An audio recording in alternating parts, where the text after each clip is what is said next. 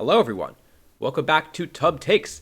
We are live with our weekly video podcast where we talk about the latest and greatest happenings in the VGC scene. And this week, I am joined by three lovely guests. First and foremost, my co-host, regional champion from Illinois. That's right, it's Alex. Not Errant. Arendt. Okay, Alex Arendt. As you know, my longtime co-host. How are you doing? Pretty good. Congrat. Slowly living in Seattle, right? Isn't that where he is now? That is where he is now. Yeah. But yeah, congratulations winning your first regional. How do you feel now that it's settled in a little bit? It's honestly crazy. I had like the lowest of expectations, honestly, just because this is like the most normal team ever. And I was just grinding it. I won a cup with it like I believe the week prior, and I just couldn't find anything else. It was between like that and Mouse Ape, like what pretty much exactly what Leonard ran is what I was deciding between, and then yeah, I decided to pick that up as soon as some people were like, "Oh, are you gonna run this?" And we can just run some games and see what you like better. And people were saying, "Oh, you're playing the Acro Sneasler way better than Mouse Ape," and I was like, "Sure, I'll run it." Hell yeah. Um, Yeah. and then we've also got the second regional champion from this weekend, winning Belo Horizonte regionals. We have Renzo. How are you doing? Hi, thank you for having me. Very good. Yeah. Does it feel better, or the fourth time you win a regional, or is it kind of the same thing? No, it's better. like Yeah. like my last win was in 2019. So and I have been playing like some other regionals, and I got like fourth and third, but I didn't get the win. So I have been waiting for this one like 5 years, six, and it feels great. I love to hear that. I love to hear that. And then last but not least, we have Dylan back on the show for your back-to-back top four regional performances. Hey, Howdy. Happy to be here. Definitely less accomplished than the other guests on the podcast today. Congratulations to both of you, by the way. But still happy to talk about my team and the run. Yeah. Well, I mean, I think I always say consistency is king in Pokemon. So for back-to-back top fours with different teams, I know related teams. We'll get to that. Was really really awesome to see as well. But with that, let's start talking about Pokemon. We got a big week today because we have three different events we want to talk about. We of course have the two regionals, and then also Victory Road had a tournament. So a lot of meta development and a lot of shakeups going into I think Lille regionals and Vegas regionals. But first, we got some smaller news that we want to talk about. Um, Such as this happened earlier in the week. Something that Pokemon Unite announced, and I think is actually maybe a little relevant for VGC because Unite allows you to use personal devices, and they added some things to their policy about personal devices, saying that if they create issues, players will be required to use tournament provided devices moving forward for LASE. Now, of course, we can't play on our phones yet, but with Champions coming out, it looks like this might be something that might be also applied to VGC if you are allowed to use your phones in official tournaments. And so, yeah, I think it's just a good thing that they're kind of proactively dealing with these issues and maybe a little forward facing. They get a chance to test out if this policy actually works in Unite before they apply it to what I think is a bigger circuit in VGC. Right, yeah. I think there's definitely some worries that, like, if we let people use their own phones for champions, then people could cheat. Just be pretty easy. Just have your friends stand behind whoever you're playing, and they just text you what move they locked in, and the notification just pops up. But if they can hopefully find ways around that, or give us rental phones like Go does, then that'd be great. But I guess this may indicate they're trying to let us move forward with our own devices. But they're gonna have to be very careful with how they implement that. Yeah, I would definitely be worried about people running like custom clients with champions on it, but I'm assuming they're gonna have countermeasures to that, of course, with like most other esports games, ideally. So, um, I know like, well, you don't want somebody bringing like a potato phone, right? That's not gonna be able to run the game either. So they're probably just gonna be like, oh, um, you need to have these specs or else you can't use your phone. That's what I assume they're probably going to do. Mhm. Do you guys know how does it work in with Pokemon Go? Do players use their own devices or? They provide the phones, I believe, for everybody. You Oh, just log in with your account on the phone. makes sense. Yeah. Yeah. But there's too many of us, right? So that's the issue. hmm But yeah, it's gonna be different, especially with champions. Like, I don't know how much people will come, but hopefully, like the rule set or whatever makes it hard, like to cheat. hmm yeah, I mean, I'm hoping that they can, like, I'm sure there's in-app ways that you can maybe like turn off notifications, force you to go into to airplane mode. Um, they maybe have like different ways to. I don't know exactly how they would hook up all the different types of phones because they all have different types. And like you said, yeah, those like maybe if your phone doesn't run the game effectively, it'd suck to get DQ'd because your phone isn't good enough, you know. And so Yeah. this is like a nice way to alleviate those circumstances as well. Yeah, you don't want to like you don't want your phone to just overheat and be like, oh, Yep. oops, just GG, I guess. Yep. Which Yeah. I know with the more graphically intensive games, yeah, it can definitely get up there. Yeah. Are you guys planning on playing on your Switches or your phones when Champions comes out? Probably Definitely Switch. Switch. Yeah. Yeah, Definitely most Switch. people would. Okay, same here. Right? It's just it looks like it runs pretty well on Switch, and you don't have to have any of those concerns that we just talked about. And we're kind of used to it, right? So I'm kind of in the same boat. Yeah, we also got kind of a first look at the mobile UI. I believe it was in like that big batch of leaked stuff. Yeah, I don't know if it's yeah. actually Okay, official or not, but and I don't does want to not talk look great. about too many leaks. Obviously, referencing that it Yeah, exists doesn't mean that it isn't saying anything. But there It's in was development. but I do Yeah. want to touch on ZA a little bit, and so I don't want to talk about any of the leaks for Pokemon ZA. But right. I'd be remiss if we didn't mention that Pokemon ZA is coming out tomorrow or today if you are watching on YouTube. Which of course, if you can't watch the entire thing, this will be on YouTube. But yeah, and Pokemon ZA notably has ranked battles as well, which I think is pretty cool. And I'm wondering if we're gonna have like ranked side events. And I'm wondering if any of you guys are interested in playing some ZA ranked battles when that comes out. I'm actually playing the game. I was playing earlier today because I'm now temporarily Australian. Nice. But um, it's definitely fun. I haven't delved into the rank battles yet because I don't have any good mons. I have like a level 20 Pig Knight maybe, but it looks interesting. I'd definitely be interested in playing some side events.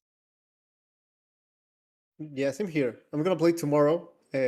Luckily, I haven't been that much spoiled, but yeah, I surely. It seems like a great game, so I'll give it a try. Like even on side events or whatever. Yeah, any excuse to win some packs at a regional after not making day two, get something out of it, be pretty fun. So I'm looking forward to it. I'll probably also play the game tomorrow. I don't know how to like set up the time zone stuff where you play it early, but I got it pre-ordered at Best Buy because I think there's like pre-order bonuses, and I feel Yeah, like it's always yeah. worth getting the pre-order bonus with the game because sometimes they just pay for themselves. Like I'm pretty sure the Legends Arceus one, the Arceus plush, is just worth a bunch of money too. So, but yeah, I'm gonna have to pick it up after work tomorrow, probably for the better that I don't have it before work tomorrow. Um, but yeah, I'm glad we're all excited about ZA. Next week we will talk about all the ZA stuff, all the new megas. Probably won't try to spoil anything story related, but at that point, I know all the stats have been data mined and everything like that. But we won't talk about that this week. We'll talk about it next week. And this week, of course, we got a lot of stuff to talk about regarding the three regionals that happened, or two regionals that happened, and the VR tour. But I do want to ask quickly about this, which is the I guess you guys were all playing, but apparently, Arcanine rolled out online match slips, digital match slips. So now you can just tap on your phone who won, and you won't have to fill anything in paper, go to a match slip table, anything like that. Which they rolled it out for, it looks like TCG and VGC cups, and also TCG Day 2. I guess you guys were all both Alex and Dylan. You guys were busy playing in the actual Day 2, so you probably didn't get to use this. But did you hear anything about it? And did you hear anything about how it went? yeah, my friends who some of my friends who I traveled with played in the cup in day two, and they said it went perfectly, like no issues, and it was like really convenient because this event like at Milwaukee, the Hive was really far away from the VG play area, so just not having to walk there after every single round, like I can tell that'd be a huge time saver.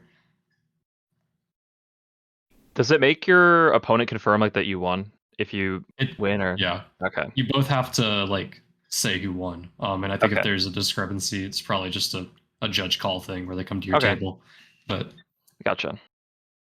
That's good. Yeah, I that's a good system to have for sure. Yeah. Saves paper and seems more convenient as well. Yep. No, I do really like that. I always hated waiting in line at the match live area. So I'm curious how. I'm just glad they're incorporating it. I wonder if they're going to incorporate it into like deck checks as well, or team checks as well, where you just like see it that you're gonna get checked after the match, something like that. But yeah, no, this is great. This is something we've needed for a long time, and I'm glad they're modernizing the game like this. Yep. Right. Everyone's got a phone, so just save paper. Yeah, the only downside is for if there's no internet at the venue, or if you're coming in from another That country and you don't have yeah. internet at an internet, something like that.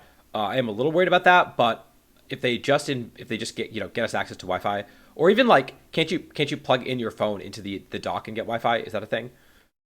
I don't know about that. Okay. I'm not sure. I've heard people doing that with their switches, right, to play the GC. So I wonder if you can do that with your phones. It's theoretically you're playing champions on your phones, right? So Yeah, pretty similar. It should work. Yeah. Right. it should. I think Um, it should work. but yeah, cool to see this. Excited about that. And yeah, that I think there's normally talk about tournament signups in this part, but I don't know there's any signups that are coming up anytime soon. So we can talk about the first tournament of the week, which is the Victory Road Tour, and I think we're going to zoom through this because, of course, the regionals are a little bigger, but both Europe and Oceania/Japan did not have any tournaments this weekend, and so they got to play in a Victory Road Tour that had, it looks like, $570 to first place, so a decently sized tour. And this tour had two teams that I want to talk about. The first is Matthew Henry, that won the tournament with P2 Ursa with the Kilowattrel as the sort of flex slot on this team. We've seen a lot of this team with a lot of different Pokemon in the slot, and it keeps feeling like it keeps coming into the format and leaving the format, coming into the format, leaving the format. What do you guys think? And what like it's won this big tour? I think Renzo, I think you played something similar in finals, right? Uh, or you played a No, yeah, it was almost the same, but Flamigo instead of Kilowatt, I think, and okay, Rotom well, Wash instead of Rotom Wash instead of Among Us. okay. But yeah, the core of Ensign Ursaluna P2 is very strong. So what do you think about what do you guys think about this team? And Renzo, I'll go to you first. Again, because I feel like this team keeps coming into the format and dropping out of the format. And this weekend it had a really good weekend. Do you think it's here to stay? And what do you think its place is in the format? Yeah, I mean it's really solid. Like you should always like have a matchup for this team because you're gonna run it at least once into it. So um, and the sets are kind of standard, but it gives you like the option to play in Tailwind or in Trick Room. Um, Generally, the Ursaluna is kind of fast, so it can approach in Tailwind and Trick Room. And some game plans like just depend on you set up Trick Room, Among Us Ursaluna, and you sweep. So I think it's strong, and you should respect it. Uh, and how did you feel about the variant that you played in finals? That is, with a different electric type, a Scarf Rotom instead of a Kilowattrel, and then a different, and just dropping the Amoonguss altogether for Flamingo. What did you think when you saw this team, and how did you, what do you think about this variant?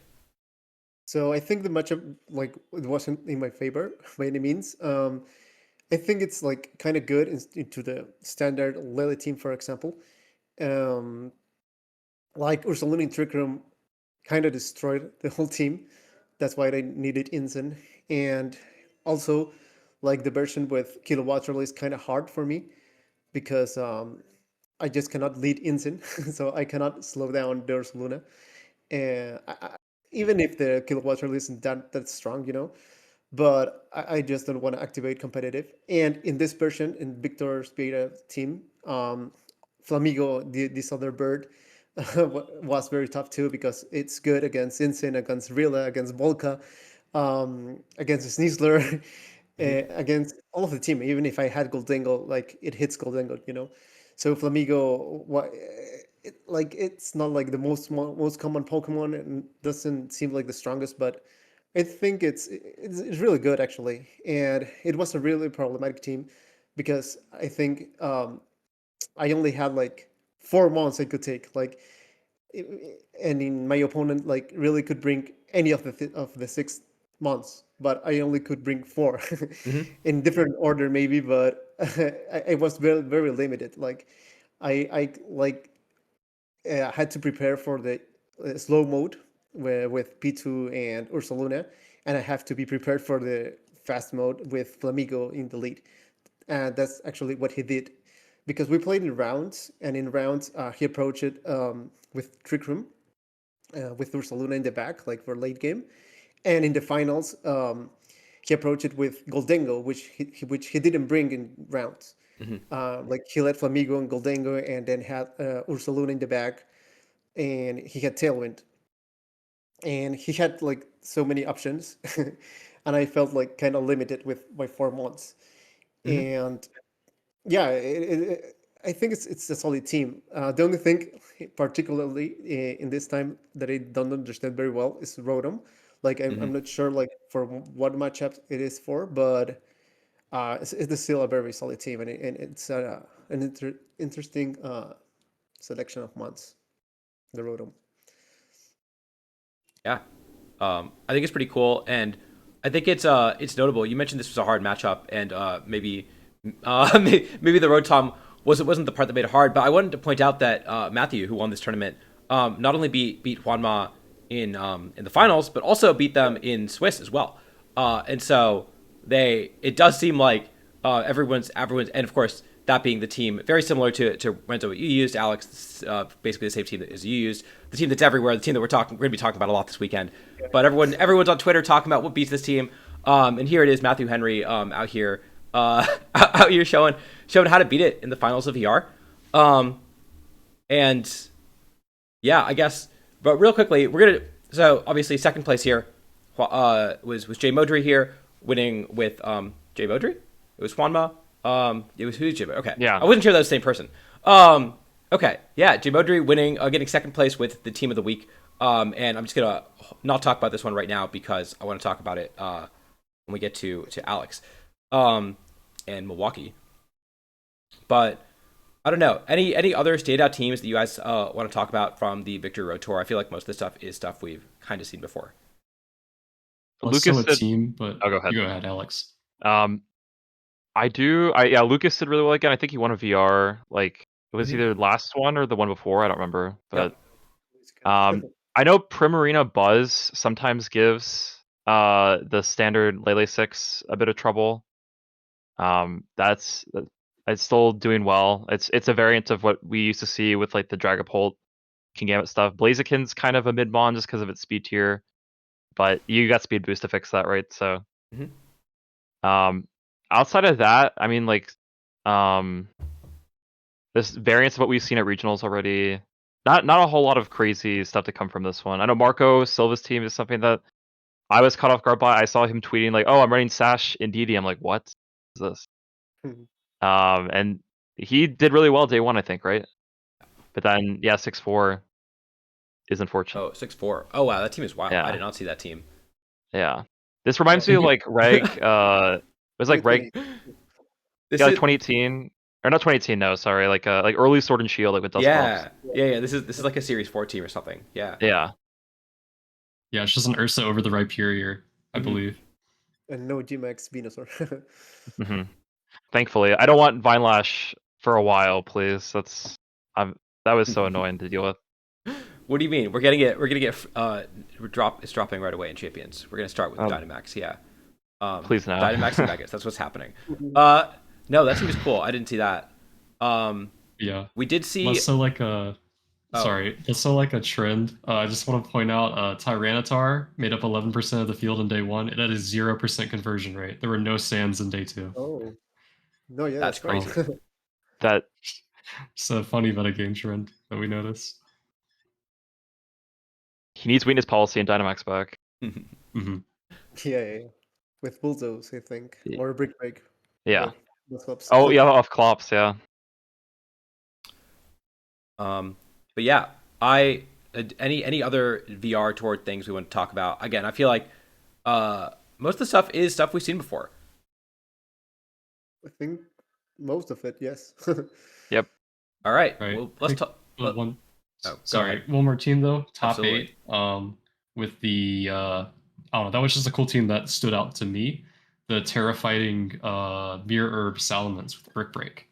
Oh, Um, yeah, I think that was probably the spiciest team in Top Cut, at least that I saw. Oh, and it's mirrored Yeah, too. Okay, yeah, with Mirror Herb. I dig Obviously, it. King Gambit check there. But yeah, I don't know. I just thought this team was super cool. yeah. The only thing I don't like on it is the adaptability Terra Grass Basque. Like that becomes weaker. Like I get it's to be spore immune, but I think I'd probably find it personally like difficult to know like, okay, can I Terra Grass here and still get this KO? Like you may know all your calcs with adaptability, but do you know that without adaptability as well? Just a fun observation. Yeah, I could see that. And I also think it's interesting that, we've seen this Yon or Saluna all over the place on the one team, but now we're actually seeing it on a second team, different type of team that looks pretty different from you guys'. That I know, Renzo, you also have the Volk, but, all these choices are very different. We've seen other like Basque Legion, Ninetales type teams do pretty well recently as well. And so this looks like a cool take on that. I don't think we've seen before. Yeah, especially with the Salamence. Salamence is cool. I do know this Yeah. team like struggles with King Gambit quite a bit, and so they often run Terra Fighting Basque. This is a more interesting solution to that. I think we're gonna start seeing more people just slap mirror herb onto things, just to kind of deal with not only Gambit but the Sneasler as well as for the Sword Stance punish. But yeah, I think we'll definitely see more of that in future events. All right. Well, with that, I want to go ahead and start talking about the Belo Horizonte. Belo Horizonte. Oh my God, I cannot speak today. Um, but we have the regional over in Brazil, and Belo Horizonte, if I recall correctly, is not that easy to get to. Is that right? Yeah, it's not. I didn't even know like the city existed. So what But you're yeah, from Peru. What was your how was your trip look like? it was like 12 hours maybe.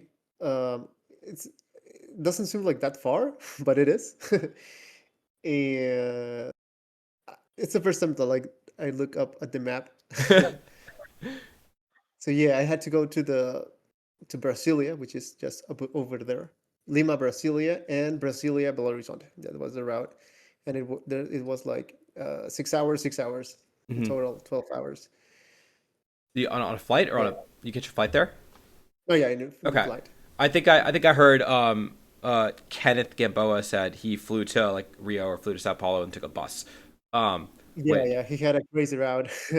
which says a lot of all the crazy things that people were doing to get to this event.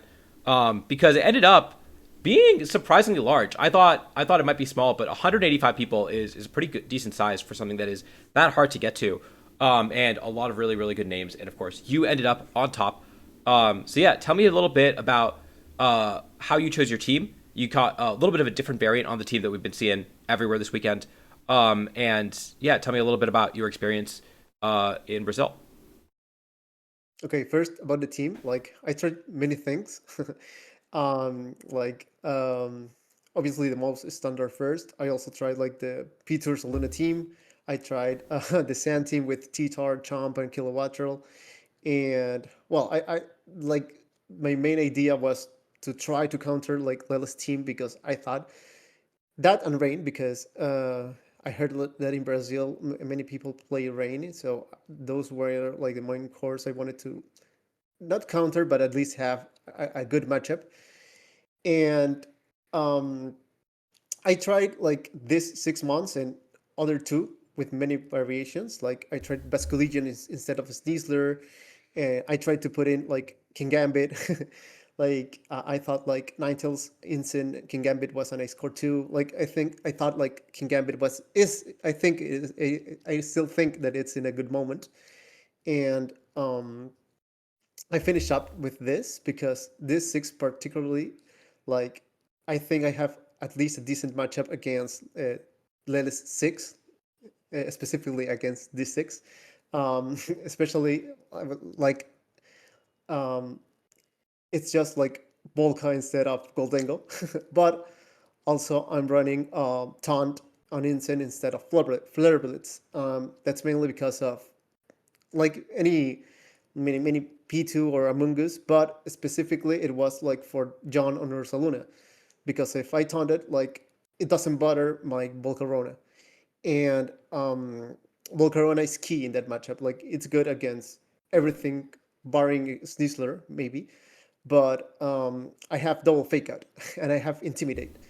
Like, Quiver Dance plus double fake out, um, plus intimidate plus grassy terrain.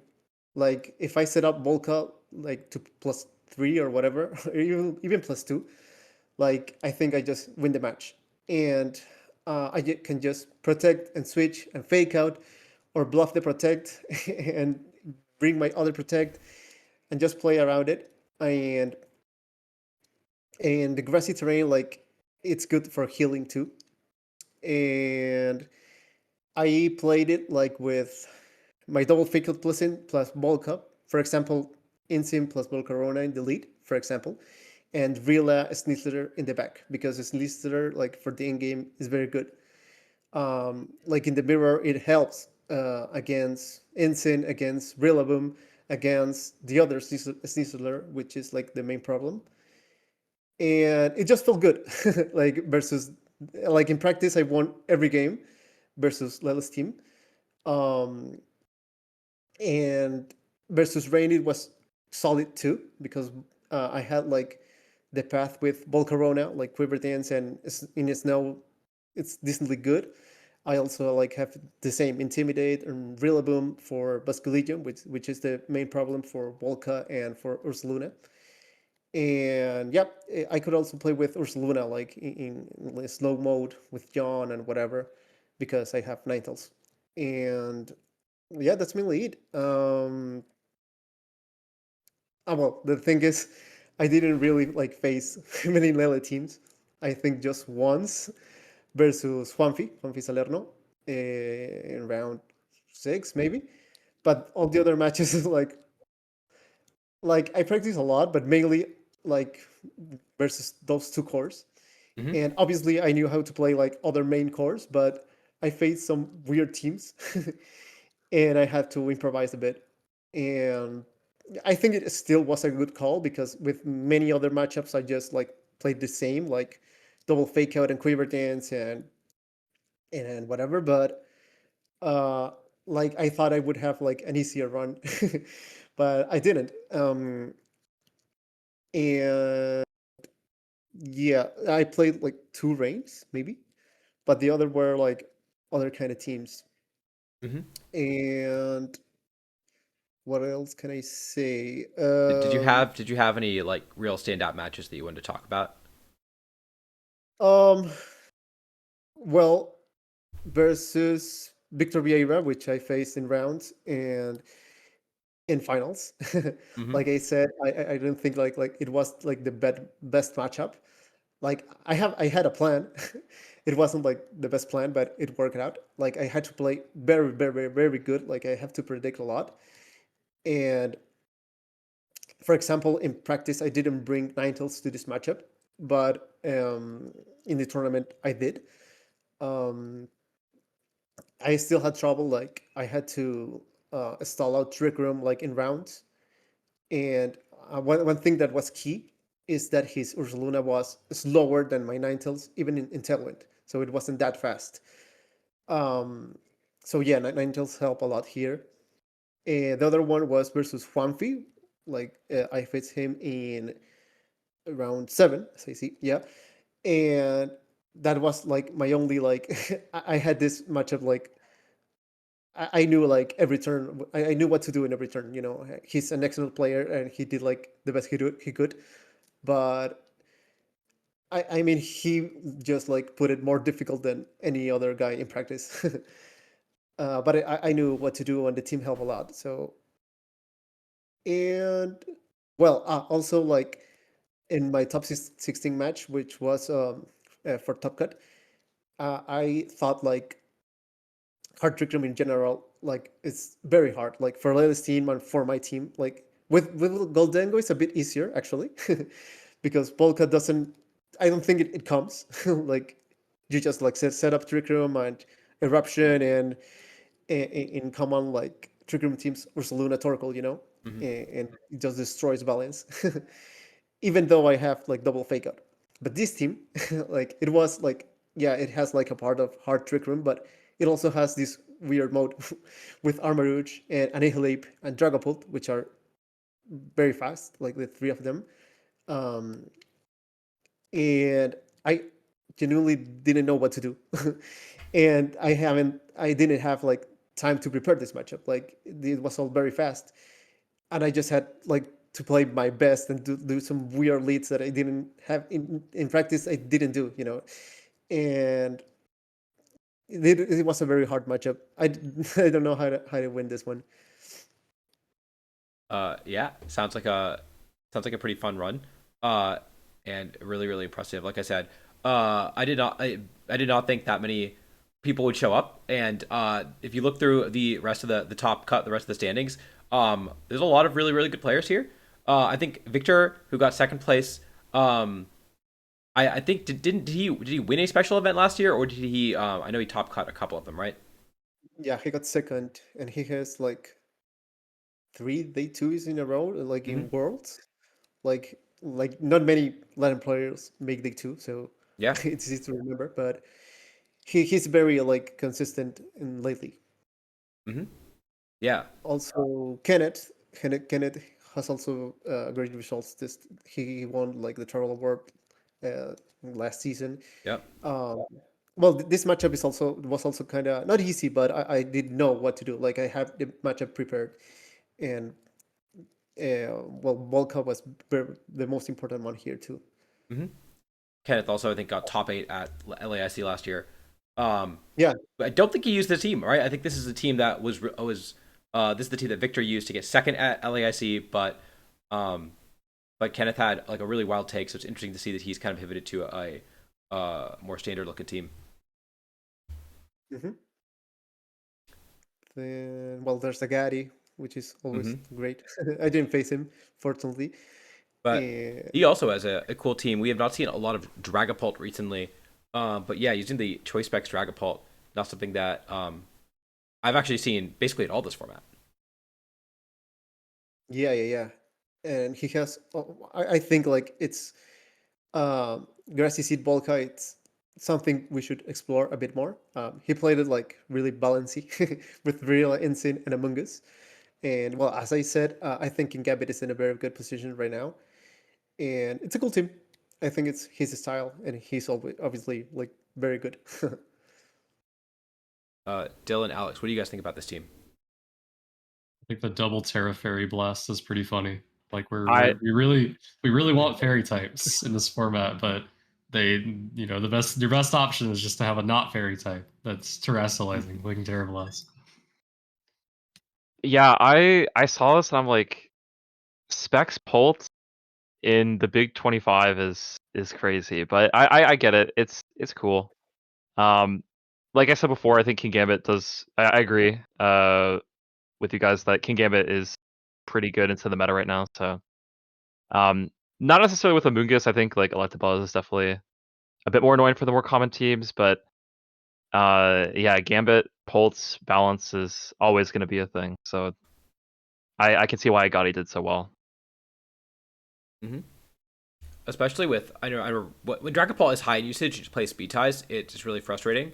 But when no Mhm. one's using it, and you can maybe even go in this case modest or adamant, all of a sudden it just feels way more powerful, right? You can really I don't think you can afford to be a special attacker Yeah. without going modest. So yeah, and then Infiltrator is pretty cool too because you just do get to mess up all the teams that are trying to set up screens and sit up there Annihilate, but you just kind of shadow ball through it, which I could definitely see like a Terrifier or bulk up Annihilate being pretty tough for this team otherwise.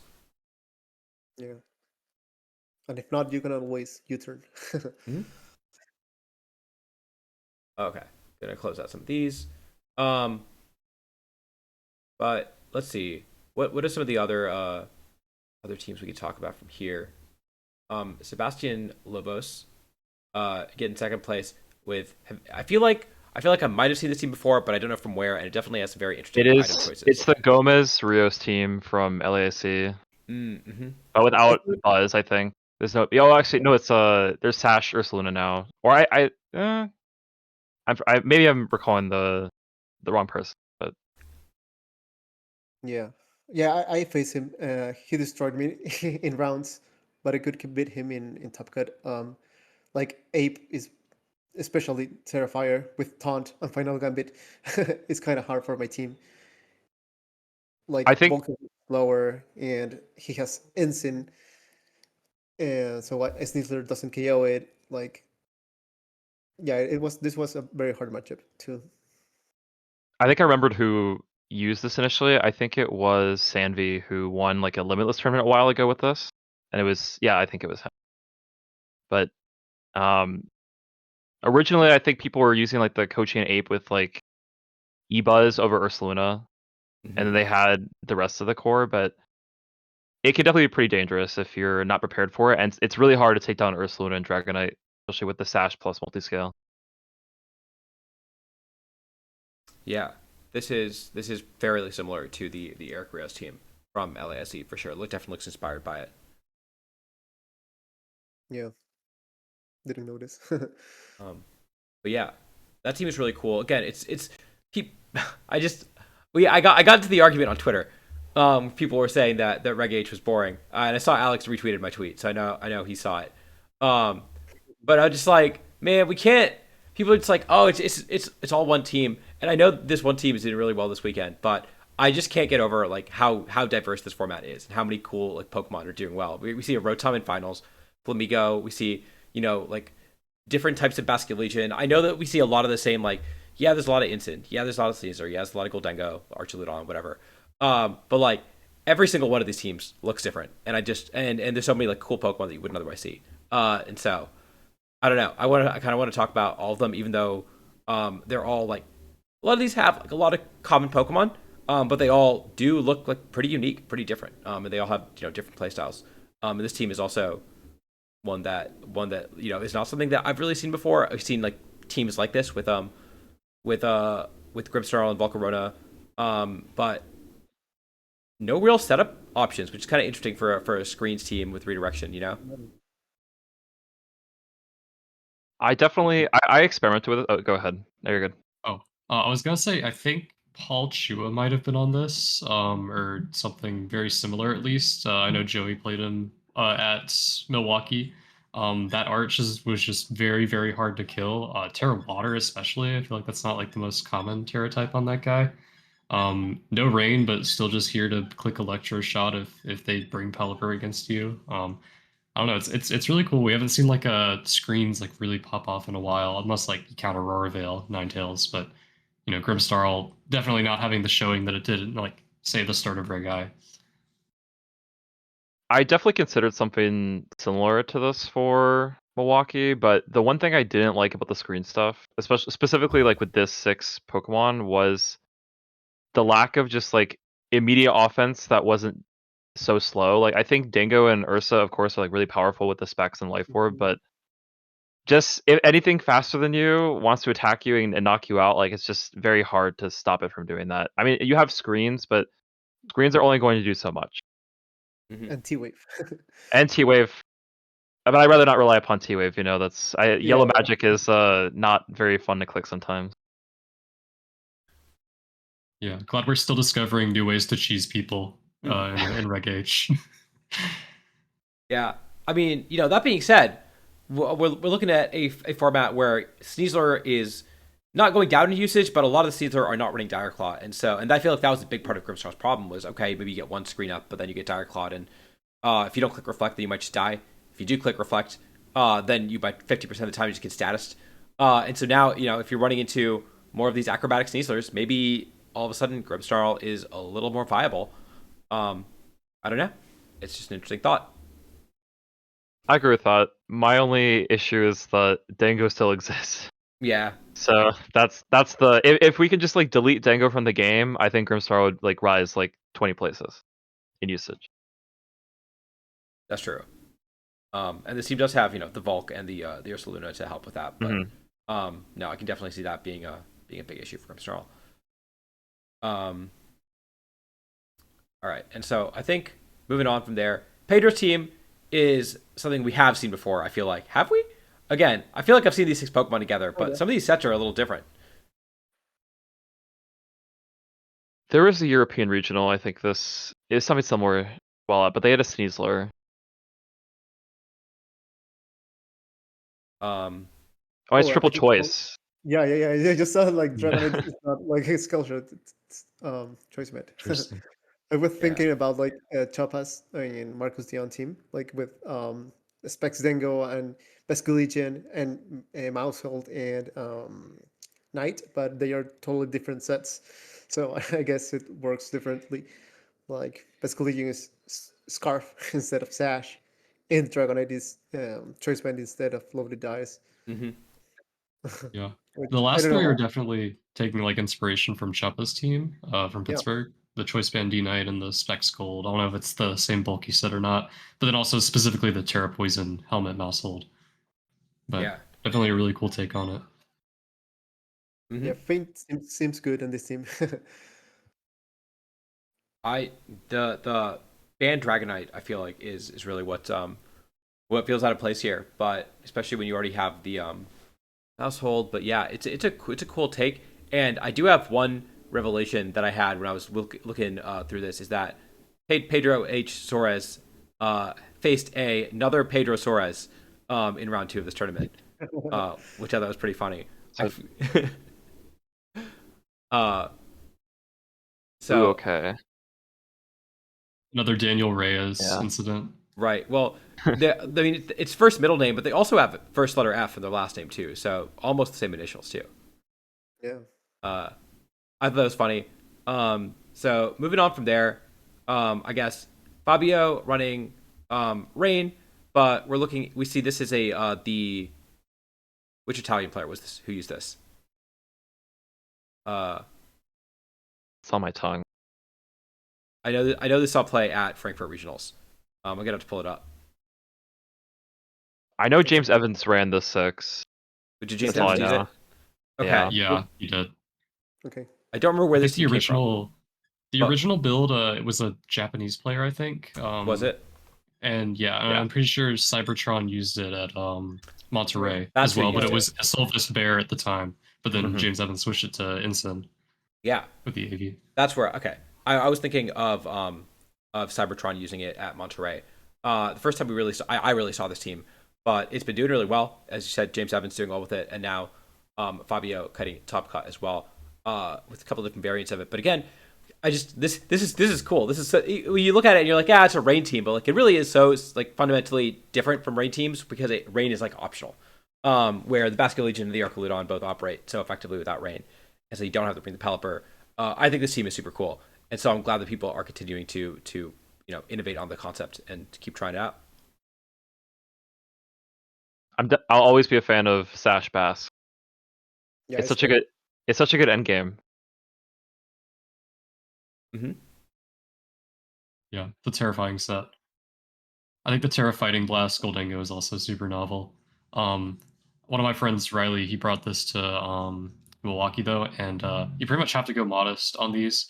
But it is funny. The Incineroars can live if they have like they start getting rolls to live with only 76 SPDF and max HP, like not careful or anything. So you do have to be careful. Like it's very easy for them to just live the Terra Fighting Blast. But I think it's mostly on this team though for King Gambit.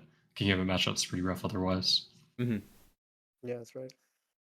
I played a couple of games with this team just to kind of see how it functions before Milwaukee, and I mean, like Buzz Gambit's still a problem even with the Terrifighting Gold. Like it's just so annoying.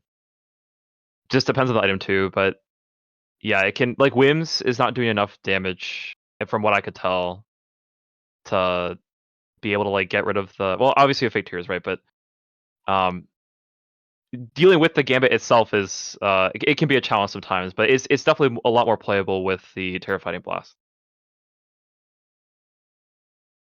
Mm-hmm. Yeah, that's cool. All right, and then I guess going down that is the extent of top 8. Any team do you want to talk about in the rest of top cut in top 16 or further down?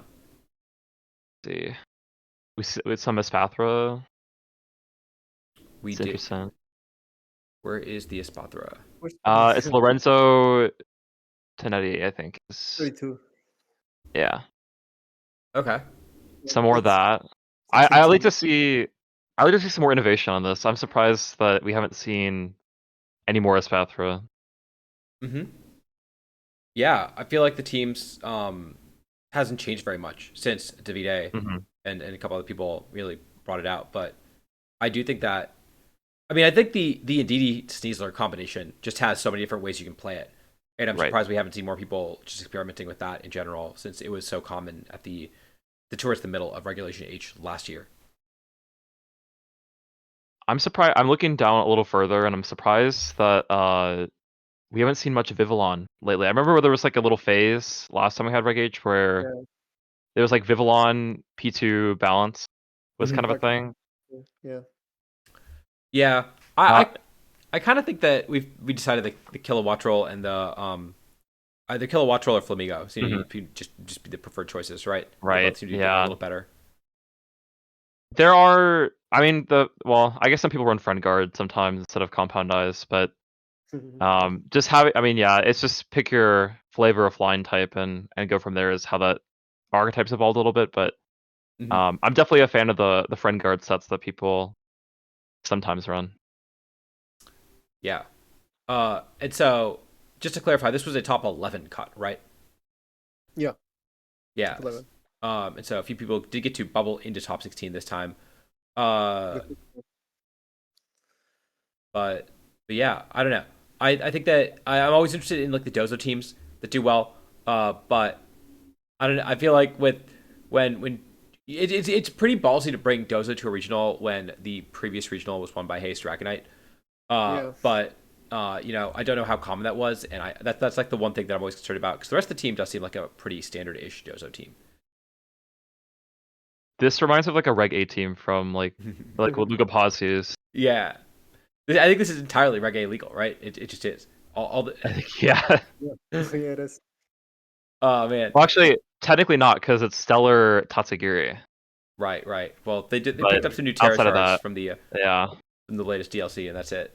yeah. Um, Then, but yeah, overall, like I said, a lot of really good players. I saw Sebastian Escalante using the same team that Dylan used. Right? Do you guys work together? Or No, I okay, lifted it. I'll get it more into that later. But okay. I was curious. I saw that, and I saw that you and Nails both use the same team. And Nails said he got it from Sebastian, so I wasn't sure where you got it from. And I guess that's a pretty good segue. Unless there's anything else we want to talk about at Belo Horizonte to go into Milwaukee. yeah, just a quick shout out for Belo Horizonte. Luciano Bigo made top cut. He reached out and wanted help like with certain matchups with my team. So oh, very happy to see him do well with it. Very impressive. And I think it's cool that the team still has it because I ended up dropping it for the next regional, but it is cool to see it still do well. Hmm. I see he made a few changes as well with the Terra types. Yeah, it's cool to see. And with that, let's hop over to the Milwaukee regionals that happened. How many players was Milwaukee regionals at the end of this? 790 something, or I might be wrong about that. Let me check. That's so crazy. That's a huge regional. Um, and Alex, you ended up on top. You put 709, not 790, but yeah. okay 709, and you ended up on top. And not only did you end up on top, but you also actually uh, played the mirror match in finals. So yeah, tell me about how you ended up picking out your team, and uh, maybe a couple highlight matches over the course of your tournament. Yeah, for sure. So starting, I won a cup with the six, and I was testing. I saw on VR that I forget which one it was, but I believe Tabu won with Encore, and I was like, oh, that's an interesting move to pick up instead of disable. I think it has a lot more application, a lot more pressure that you can put on your opponent. They can't just like click fake out willy nilly and like cycle you forever. Hmm. Um, so I ended up winning a cup with that. And then I was a little unsure because everyone knows about this team, right? It's not any brand new information that people are like, oh, it's like I think it was first used in the GC, and then it did well with Emmanuel Brigante. Um, but yeah, I was debating. I knew for a fact that I was going to bring Instant Goldingo in some capacity because every team that I was doing well with had it on the 6th. And I think, I mean, they're two of the best ones in the format, right? So you can't really go wrong with bringing them, right? Mm-hmm. It was that and Mouseape were the only, specifically the 6 that Leonard Crap brought, the Zine team, was the stuff that I was doing well with. I did some practice games against some of my friends who I usually, when I team build, I don't want to lose to like the like Dozo and Hard Trick Room and whatnot. So I usually just try to make sure I do like a little vibe check to make sure that I can beat those. And then my friend Zach Ramzik or Ezekiel Cordero, we were testing Sun mainly, Marco's Sun, and also the Joseph Ugardi 6 to see like, oh, can this team beat it? Funny enough, this team actually had the worst matchup out of all of them, but I still picked it anyways because I think it just had a better matchup spread overall. And I had more experience on it because I just won a cup with it the previous week. So I was like, you know what, screw it, I'm just gonna run this. I eventually reached out to Brian Hume, who tweeted the Zoroark stuff the day prior, and I said like, "There's no way you're running the Zoroark stuff," and he said, "Oh, I'm just running Tabu Team. Do you want to like pass ideas between each other?" And then we finalized the spreads around like 11 p.m. And yeah, and then I had about 4 or 5 hours of sleep, and then I woke up and I guess went through day 1 and 2 and won the regional. But yeah, I think comfort was the main reason why I picked it. Mm-hmm. I really wanted to make Kilowattra work. I know Underhill ran the 6 that I was considering Mm-hmm. as well, but I went to go to the damage calc and I wanted, it's like, oh, how much damage does Kilowattra do at neutral into things? And you can't even Oko Sneasler like with no bulk. It's like a 1 in 16 chance to die with just air slash. If it's timid, it's ridiculous. Yeah. So as soon as I saw it, I was like, okay, you know what? You're done, Kilowattra. We're no longer friends. I don't want to play the Mouse-8 mirror. I think that's even worse than the Lele mirror. I think there's like barely. I'm not gonna say there's barely any skill expression, but there's. If both players are playing to like the highest level, I think it's very hard to. Like sometimes it just comes down to like whose ape is faster, or whose gold is faster, or is their Rillaboom faster and they click glide first, and there's a lot of dimensions to it, but um, it can definitely be a bit more aggravating to play than the Lily Mirror. I think there's a lot of skill expression there too, but I felt pretty comfortable with the mirror while I was laddering. I think I had like a 75% win rate against the mirror. So yeah, I really didn't have an issue playing the mirror at all. Okay. So that's why, partially why I just didn't want to. I didn't want to deal with the mouse hit mirror at all. Yeah. I know like Chris Hahn and Leonard Kraft both did really well with the team. So had I played against Chris and I brought Ursuluna, like who knows how that could have went, right? Because how much more volatile that mirror is. But yeah, I was pretty confident in the mirror with the Lele 6 with Encore specifically. So that's why I brought it. Makes sense. And so I'll be honest, I did not get to watch this regional. I was out of town for a wedding, so I didn't get to see anything. And so I have not heard much about what happened, other than looking at the results. And so I'd love to hear a little bit about your experience, any highlight matches. And actually, before that, what was your reaction to being named Smart Money on Tub Takes last week? Paul and I were chatting because he told me that I wasn't watching. Sorry, I wasn't watching Tub Takes last week, but Paul messaged me and he's like, "Yo, Audie put you on a Smart Money," and I'm like, "Oh my god, why are we doing? There's more pressure." But this is when I was still debating like the screen stuff, and I was like, "Yeah, sorry, I can't." Like, it just wasn't my playstyle. And then I was like kind of going more into like panic mode because I just didn't know what to run. I didn't know what like I knew it was like instant gold +4. And I just said screw it. My other friends are convincing me to run the Blursa Lele balance stuff, so I was just like, yeah, sure. I'll lock it in and see how this goes. I find that whenever I have the lowest expectations for myself, the better I do. Which is what I ended up doing for this regional, and I would end up winning the whole thing. Yeah.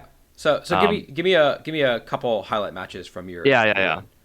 So against Nails, it definitely should have been a loss because I made like a super aggro play game 3 against him, but he did not bring his King Gambit against me game 3. For what I don't understand. I mean, like I think he was just trying to like read my adjustments, but um, what ended up happening was it just came down to like a grind game. We both had like about 1.5 minutes left on your time. We were like the last match. But he didn't bring the King Gambit. I think he brought like Blursa, Ninetales, Ensign, D Knight, and I think he parting shot my Ninetales, and he couldn't get a free switch in because I think my Ninetales missed a KO on his D Knight on like 1 HP. So with like he was like in range of just getting like glided by everything, and then also Blizzard was able to clean up because he can't touch Ninetales with the D Knight at all. But yeah, him not bringing Gambit won me that set. Yeah, if you go back. Let's see. I know Blake was. I do want to talk about Blake's match.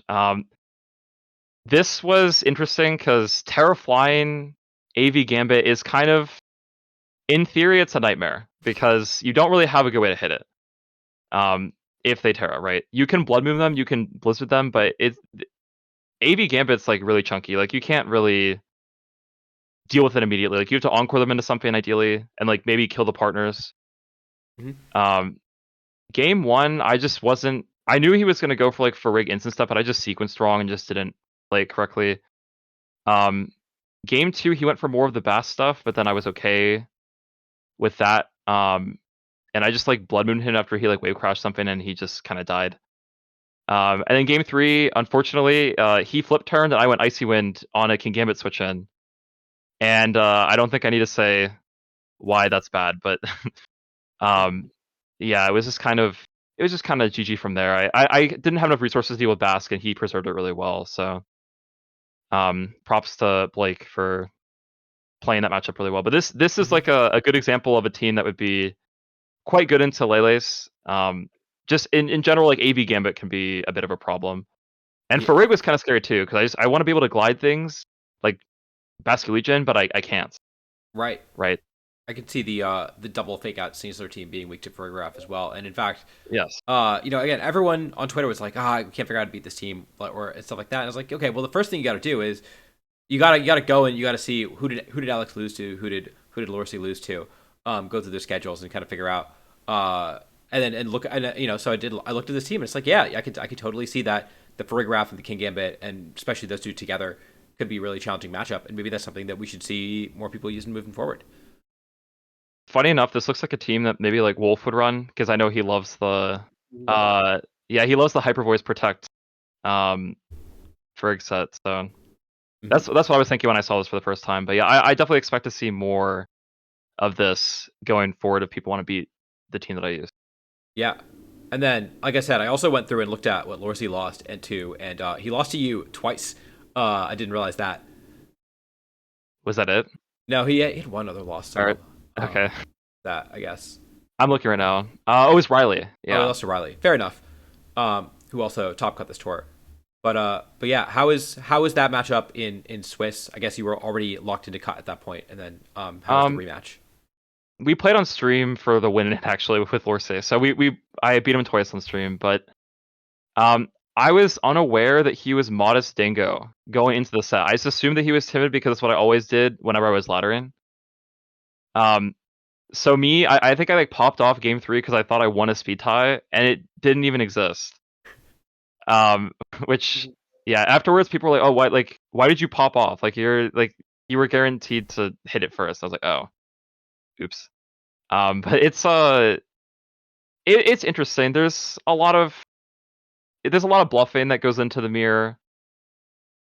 Who's faster matters a lot. I was faster on everything besides Ninetales, of course, and I think Sneasler. I don't know Lorsi's exact spread, so not that I think bringing Sneasler is a good idea in the mirror, anyways, because I think one wrong move and you just kind of just get obliterated. I had a play against him in finals where I let him knock out I let him knock out something, I forget. I think it was Dingo. But I went like parting shot, and then I got instant in again because he knocked out my Dingo, and I just negated like a Swords Dance immediately, and it wasn't really too much hassle because I'm Terra Electric Ursaluna. I can just kind of shrug off a close combat and click Earth Power, and suddenly you're dead, right? Mm-hmm. But yeah, I find it. Well, at least the way I approached it, yeah, I was just playing a bit more aggro and just willing to make more gutsy calls. And that's kind of what you have to do in this mirror. It just depends on how your opponent's approaching it. I could tell, like, I was definitely in Lorcy's head most of the time. As soon as he realized that, like, oh, he's faster on everything, I got to be like a bit more careful about what I'm doing. I was able to make kind of more of those like aggressive plays, and yeah, I wasn't really too worried about the mirror just because I've had a bunch of experience playing it before. Um, and then I fought Leonard, who I don't know if I don't know if any of you guys watched his team report. Not yet. But when he fought me in round, I think 11. Yeah. Oh no, sorry, round 12. Um, when he fought me round 12, uh, the line into that team, because I was practicing that team. The line into the Lele 6 is usually leading Mouse Gold, and he didn't. He led Ape twice, and I was like, is he just trolling? Or is he just trying to throw me off? And I had a feeling he was just trying to throw me off, because he was locked for the buy anyways, so um it didn't really seem like he was trying as much when we were playing, because we were having like just a conversation during the set, um, and I really didn't see. Yeah, he wasn't playing the right set, so or the right game plan. So I think he was just trying to throw me off. That's what it kind of felt like. Mm-hmm. And in the team report, he said, "Yeah, I was just trying to throw Alex off because I wanted him to lead like Rilla Sneasler into Gold Mouse, and it's miserable if you lead that into specifically Gold Mouse."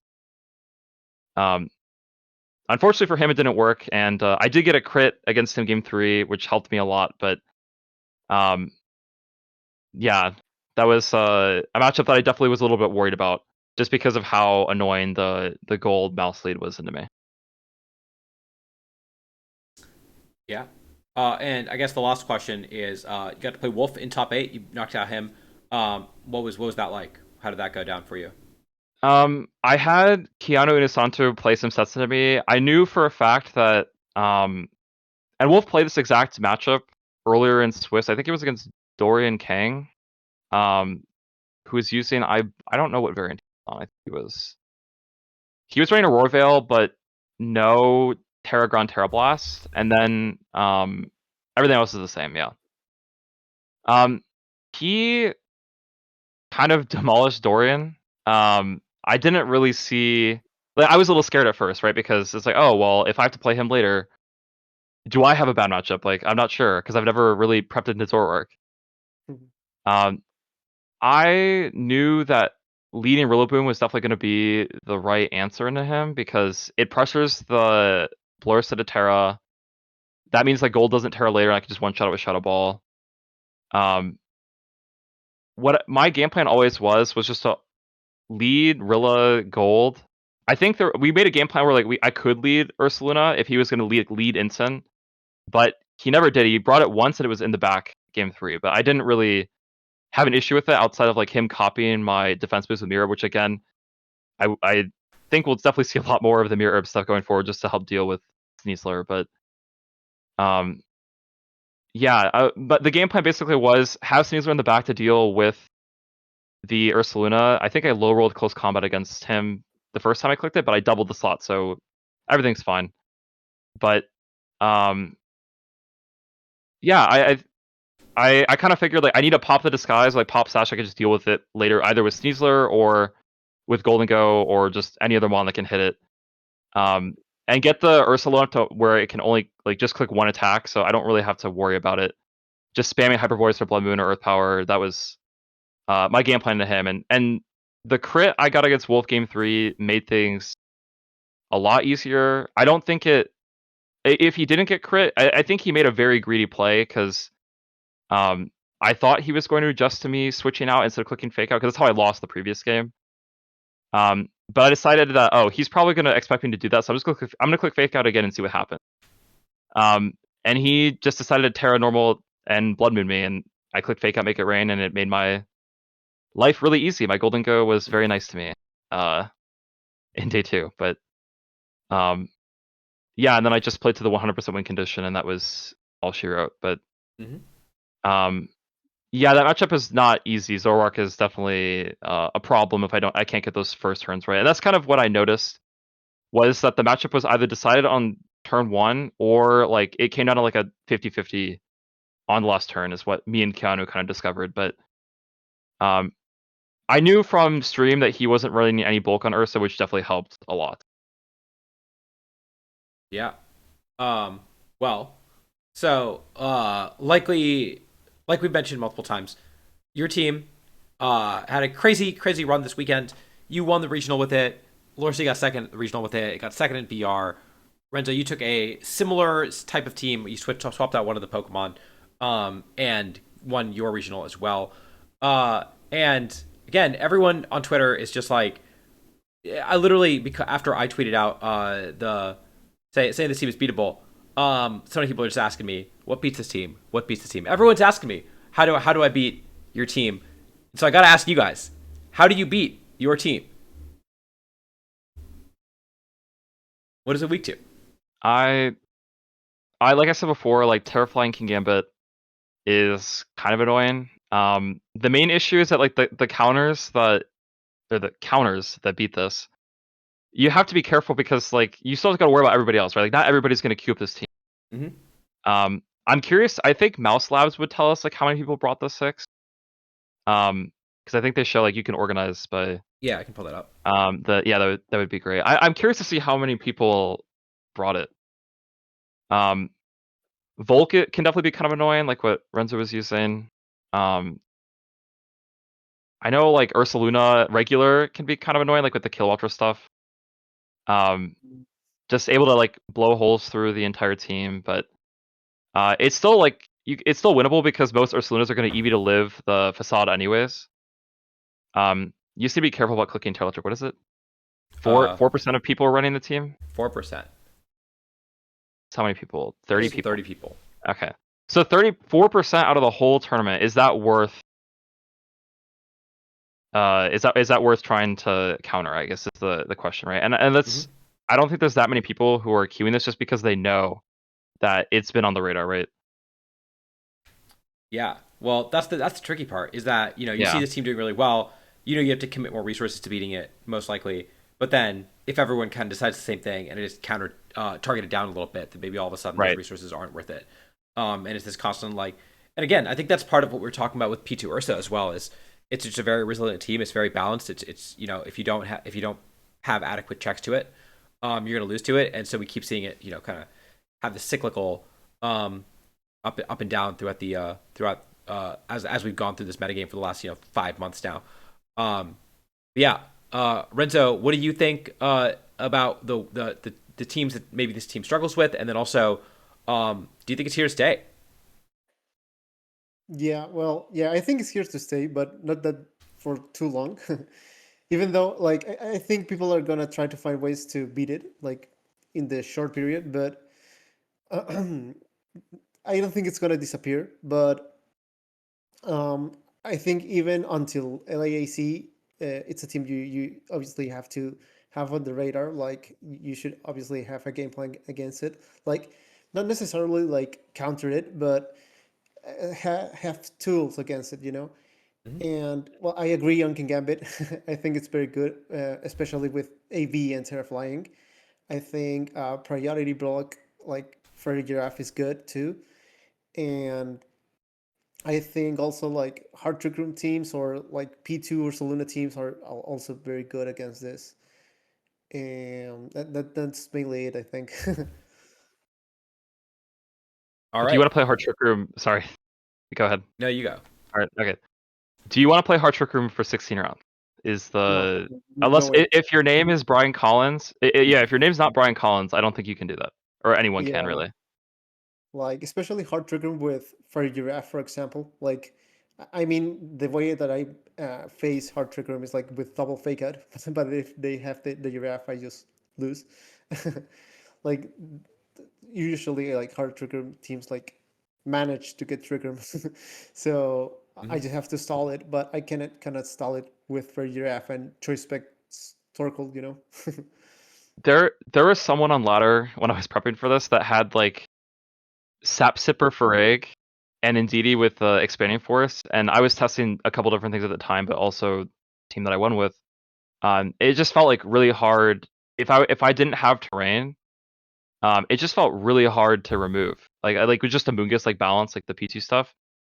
How I couldn't beat Terraflight or sorry, Terra Water Terra Blast with expanding force for egg if I was using like P2 Ursaluna. Um, with like Farig and DD in front of me, like it just felt really hard. Like there's and that could do well into this, but you have to manage the real boom, of course. And I think that's where like the armor tail's a bit better just because you have that priority blocking. But yeah, I think um it's definitely beatable. Like you have the Volcarona tech, so right. So and you said that's I mean you said you only played against one right during Yeah, Swiss. yeah. Yeah, it's I think it is quite annoying. I don't think I'd have a fun time against you if I played against you in Swiss, but like you said, you suffer more into like hard trickery, right? Because you don't have a golden go. Yeah. I like golden go mainly to help against mouse ape too, which might seem a little weird at first because oh well it's a ghost type, right? So why are we bringing that into Rage Fist? But being able to switch into Drain Punch and have a normal type and a ghost type is always gonna be really good. Into those mouse ape comps just because you can play that mind game with your opponent, and I did that with Leonard Yeah, yeah. in my top cut game, but yeah, Blorsa can also just shrug off drain punches, which is always very appreciated. But yeah, any team with normal types can help deal with that, but um, it's still hard. It's not easy if your opponent's good like Leonard Croft, right? So you still have to work for it. Mm-hmm. Yeah, I agree. Yeah, it's I first off, I see both Lorcy and Brian in chat. Congratulations, both of you guys, on your runs this weekend. Um, and yeah, I guess so. That I'm glad that you guys have cleared the air about how dominant the team is and how maybe how to beat it. Because again, I've gotten a lot of questions about it, and I think and it sounds like Alex, you said you are going to be writing a team report about your team at some point. Is that right? Yeah, I do plan on writing a team report at some point. I don't want to unleash this upon the world just yet. Okay. I feel like that would be not a good thing. All right.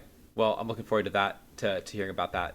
But yeah, I am also skeptical of this team.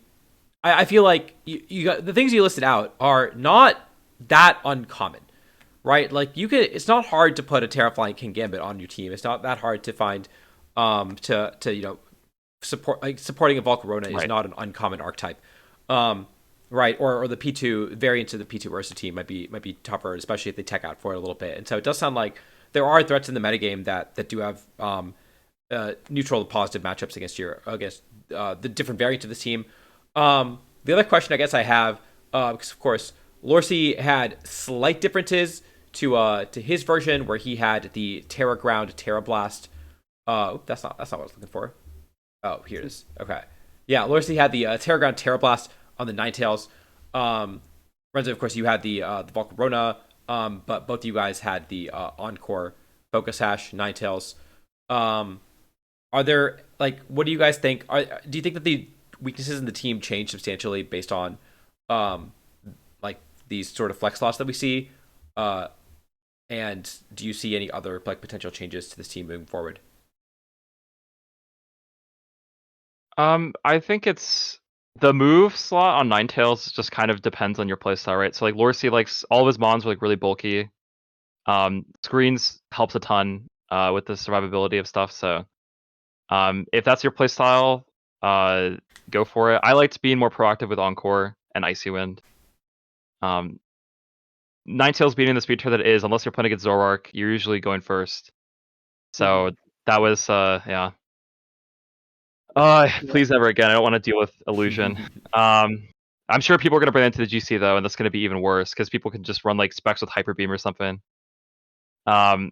Which hits like a truck if you ever played like Specs Pegos. Well, not as hard as Specs Pegos, of course, um, but yeah, like I really appreciated having the speed control that I think Lorcy doesn't have otherwise. But having Encore and Yawn, I think, is just a really good combination, and I really like just being super proactive with it. especially with having like the 2 setup sweepers in gold and Sneasler. Yeah, I think the same. Like it's more like of a comfort pick. Like it depends more on your style. I like having icy wind and for the speed control. And actually, I placed Terrorize because it helped with like Ninetales doesn't hit very hard, but it actually was very clutch, like in finals, in my case, because um, in even in rounds, like in rounds and finals, it was just like Ninetales versus Ursaluna, and I just needed like the Terrorize to win. And yeah, it was clutch actually. I think like maybe Terragos is more consistent, but I like Terrorize like And for you the damage. Yeah, you have Cobra Cloak Volk, so I maybe it's less of a need, I guess, to have the Terra Ghost. But I Yeah, definitely there were some times where I wish Ninetales just did like a little bit more damage, and I can agree that Ice is definitely valid too. Yeah. Okay. And then Dylan, I haven't got to ask you very much, but because you did not use this team, so before I ask you about your run, do you have any thoughts about the team of the week, the discourse surrounding it? What do you think? Right. So first we were all really clowning on Daniel because when we were on Tub together, you might recall him saying that he didn't think this team was that good and he Oh, it's didn't the expect thumbnail. it to Yep. do anything crazy. Yeah, yeah, it is the thumbnail. But yeah, I think the important thing with this team is like I don't think you need to necessarily tech out to like counter it. Like sure you're gonna face like some good players using it, but as we talked about earlier, like it's a pretty small percentage of the field, and that can only get you so far. I think the important thing is just to make sure like you have a neutral matchup, and I think that like a lot of teams can have like a neutral or playable matchup into it because at the end of the day, it is just a balanced team. So if you're running like some kind of core that's good at breaking balance pieces, then as long as you're good at positioning, then I think a lot of teams can handle it. But of course, the challenge is just that facing like a really strong player on it is always going to be a not just like a test of like like your ability to like react on the fly, but also just your stamina, your endurance, because the games do take a while. Notably, like also obviously in part because like the terrain healing every turn and instant coming in and intimidate going off. But yeah, I'd say it's mostly just an endurance test, at least in my experience. hmm and it gives good players more room to because it's a balanced team, it's such a defensive team. It has all these tools to extend the game. It gives good players more room to express their skill, which I definitely think Right. contributes as part of it as well. But yeah, okay. So Dylan, I want to talk about your team because, like we mentioned a little earlier, this was a team that I had not seen before. I looked it up on LabMouse, and it looks like this is the first time it's ever been used at a major, but a whole bunch of people brought it to this major, both at Belo Horizonte as well as at Milwaukee.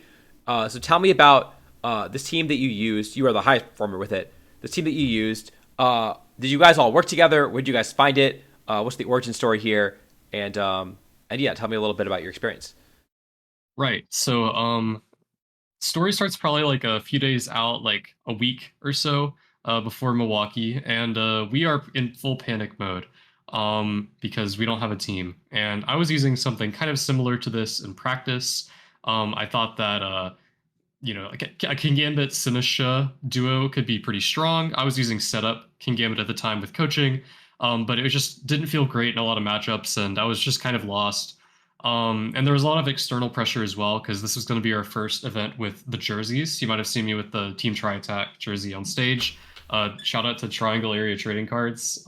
They hook us up and you basically just paid for a lot of our travel expenses to go to these events. I haven't seen a lot of card shops making that big step in VGC yet, so it's been really cool to see them, Mm-hmm. like take a chance on us, and I'm really appreciative. But it does also add that pressure because I can't just show up with first event with the jersey on and they see me at the 1-7 tables, right? Yeah. But anyway, so I was texting with, as I mentioned before, Luciano Bigot. He was asking me for lines with the Pittsburgh team into a few different teams. And one of the teams that he sent me to ask for like matchup prep into was this team. and he said that he had a few of his friends using it, and that it caused could cause the Pittsburgh team some problems. So I looked at it, I'm like, yeah, this could actually cause our team some problems. I'm like, wait a minute, this is kind of similar to what I'm using. I tried some games with it. It felt solid. I couldn't really get like a good grasp on it, but it did definitely feel like a better player than me built it, and that ended up being correct. It was built by Sebastian Escalante and Gabriel Rico, two very strong Latin players, and they both brought it to Belo Horizonte, of course. But I was like, okay, this is fine enough. I can work on this and hopefully get somewhat of a plan into most teams. And we actually drove 14 hours up, so we had a lot of time to talk about this. Joey, Wittering, and Jay were also using the team. So we had a lot of time to fill out a matchup doc, and that was really helpful, just having other people using the team that I could talk to for, basically just a sanity check. Because if you're trying to go over a bunch of teams, it's very easy to convince yourself that like a matchup is fine because like, you own someone on Showdown on it, but like it may not go that way in the actual event. So just having someone to obviously I'm very appreciative of my friends supporting me and helping me out. But yeah, so I was like the furthest, like the person who took the team the furthest. But I will say my schedule was like kind of absurd. I think this is the luckiest tournament that not just that I've had, but that I will probably ever have. As I said, like I couldn't really get a good grasp on the team. When we were like working out lines and game plans, everything felt like either even or like maybe a 45, 55, 55, 45, like nothing crazy, but a lot of matchups felt like slightly unfavored and that like we had to, make a lot of reads to win. But there were like two matchups that we decided were like pretty good. And those two matchups were Rain and the Shohei Kimura Mouse Ape team. And you'll notice I played 5 Rain teams throughout my tournament run, and I played the Shohei team 3 times, 2 of which were win-and-ends. One was the win-and-end for day 2, one was the win-and-end for Top Cut. So I kind of like I'm not gonna say I don't deserve the finish because like I still am very proud of how I played, especially in like some of my other sets. But it was definitely like it definitely felt like I was matchup fishing the whole weekend. Um, because into the Shohei team specifically, the Terra Ghost Bear Dragonite lead is just so strong. Because you can click Hyper Voice and get some chip off, and then you can they don't have like the guaranteed Super Fang Drain Punch to kill your Ursaluna. As soon as you get Tailwind up, like they can't obviously they also can't Rage Fist through your Dragonite through multi-scale even at max stacks or 4 stacks. So just being able to set TR and then just kind of blow through it, it's very hard for them to win. I don't think I ever dropped like a set in my practice against this team. Especially because the Rill is not AV, so it just dies to a Blood Moon. It's really just a matter of dealing with their Blood Moon, but you still have like 2 other Pokemon in the back. Ninetales is very strong as well. And then into Rain, obviously just a Sash Terra Ice Ninetales is pretty nice into it. Especially with the Encore, if they do click Electroshock, you can make them really sad in certain board states. But yeah, I don't know. I definitely did a lot better than I was expecting. I remember saying like after I went 5-3, I'm like, or at 6-2 in day 1, I was like, okay, like I'm gonna lose 2 games tomorrow, and then we're gonna go to Six Flags because this is just not happening. I'm not gonna be able to keep this up in day 2. But I was able to somehow pull it out, and we did not go to Six Flags, unfortunately. Definitely the biggest bummer of the trip. But I'd say this was pretty cool too. So Yeah. Any highlight matches that you wanted to talk about? I'd say my set versus Wolf was probably like the one I was most proud of when I played the weekend. I got the up pair into him, so it was my tournament life on the line, and like obviously Wolf is probably the best player in the world, one of the best players. So very scary team as well with the Zoroark. Like I don't know. So it game 1. I led the Sinisha and the Blood Moon, and I just kind of like accepted the fact that he was going to lead his own Blood Moon. He was probably going to KO my Sinisha, but that was fine because the Trick Room threat is just too much. And I kind of thought he might also have a Zoroark, so I'm like, okay, well, I'm going to get taunted anyways, then I might as well just sack it. But that didn't prove to be a great game plan. Game 2, I adjusted with Instant Blood Moon. That's a really strong lead with this team. The Terra Ghost Blood Moon lets you do like a lot of things that I'd say you normally can't do with like these like Turbo Bear teams, just because you have that like it's not really the same as like having a defensive Blood Moon, but it kind of feels like it sometimes with the defensive Terra type. It lets you like live in a lot of situations where you normally wouldn't. Obviously, being fake out immune is huge too. Um, but I was able to just kind of like get the calls right that I needed to pull it back in the game two, and still the Zoroark hadn't come out. So in the game three, I was like, okay, I started to lock up what I'd done before, and I was like, he's probably gonna adjust though. Do I like just completely change the game plan? And I did. I led Instant Sinistra into Whimsicott Blood Moon, and I basically accepted the fact that if that Whimsicott's actually a Zoroark, I lose the game because I get taunted. But I fake out Trick Roomed, it went off. I got the TR up, and then I was able to win in the end game with King Gambit. The AV King Gambit went kind of nuts here because I mean, obviously you can look at his team and you can tell that it's King Gambit week because he has Terra Fighting Low Kick D Knight. That's definitely like a very targeted pick. And also the Mirror Urban Cinerar as well. I think in our game one, it got a +2 off and kind of got out of hand. But it came down to an end game where I needed to live in Earth Power from from the Ursaluna, and I did, and I killed it with low kick from where it was at. Because AV Gambit, like you very minimal investment, you can always live that the Life Orb Earth Power, which is kind of crazy because that's like the premier like big strong special attacker of the format. But the AV Gambit definitely coming in clutch there. I don't know. This team feels like there's a lot of mons that are kind of just there because they do really well in like certain matchups. Obviously, the Ninetales for like rain and teams that are like just weak to Blizzard spam. But then the King Gambit, that's definitely just there for like you know tailwind offense teams like this one, opposing Gambit setup teams because you have low kick for them and you're really fast, and also Sun with the Terrifier. But that was a match where I was able to barely pull it through. Very stressful set. And I was glad that my next one was a lot less stressful because it was versus a much better matchup. But Yeah, I bet. Must be crazy. Getting the pair up into Wolf, the tournament life on the line. Definitely a scary situation. Uh, but yeah, that's super cool. And then of course I see that you played Lorcy in top four and you lost to Lorcy, and I did see that Nails, who was one of the other few people who brought this team to the tournament, played Alex in round one, and we heard Alex's story about how that went. How did you feel like your matchup was into Lorcy, and what happened in top four? right. I think this is the kind of like what I said earlier. Like this is the thing that you gotta realize is that like your ladder experience is not going to be the same as your tournament experience. And in ladder, I found that a lot of times the people using this team, the Frankfurt team, would often like not always go for the Goldingo. It looks like a very scary bring into our team at first glance because we have the AV King Gambit, we have the Ursaluna, we have our own Incineroar. It's definitely a lot of Goldingo hate. And if they don't bring the Goldingo, I found the King Gambit was like not doing exactly what I wanted. Just because it doesn't really chunk the Ursaluna for that much. Um, and I don't know. In hindsight, I definitely should have brought it out. But the way that I ended up playing this matchup, which I think is also still like a valid route, even though it may not be the best one. I know Joey won some of his sets using it. Is just to use the Terra Ghost Blood Moon to kind of like try and break each of the pieces. Um, like you do KO their Blood Moon with your own like I hate that the move is the same as the Pokemon name. It gets kind of confusing. But you can Blood Moon their Blood Moon with your Blood Moon. And it should KO, or it might be a rule, but it has KO'd every time in practice for me.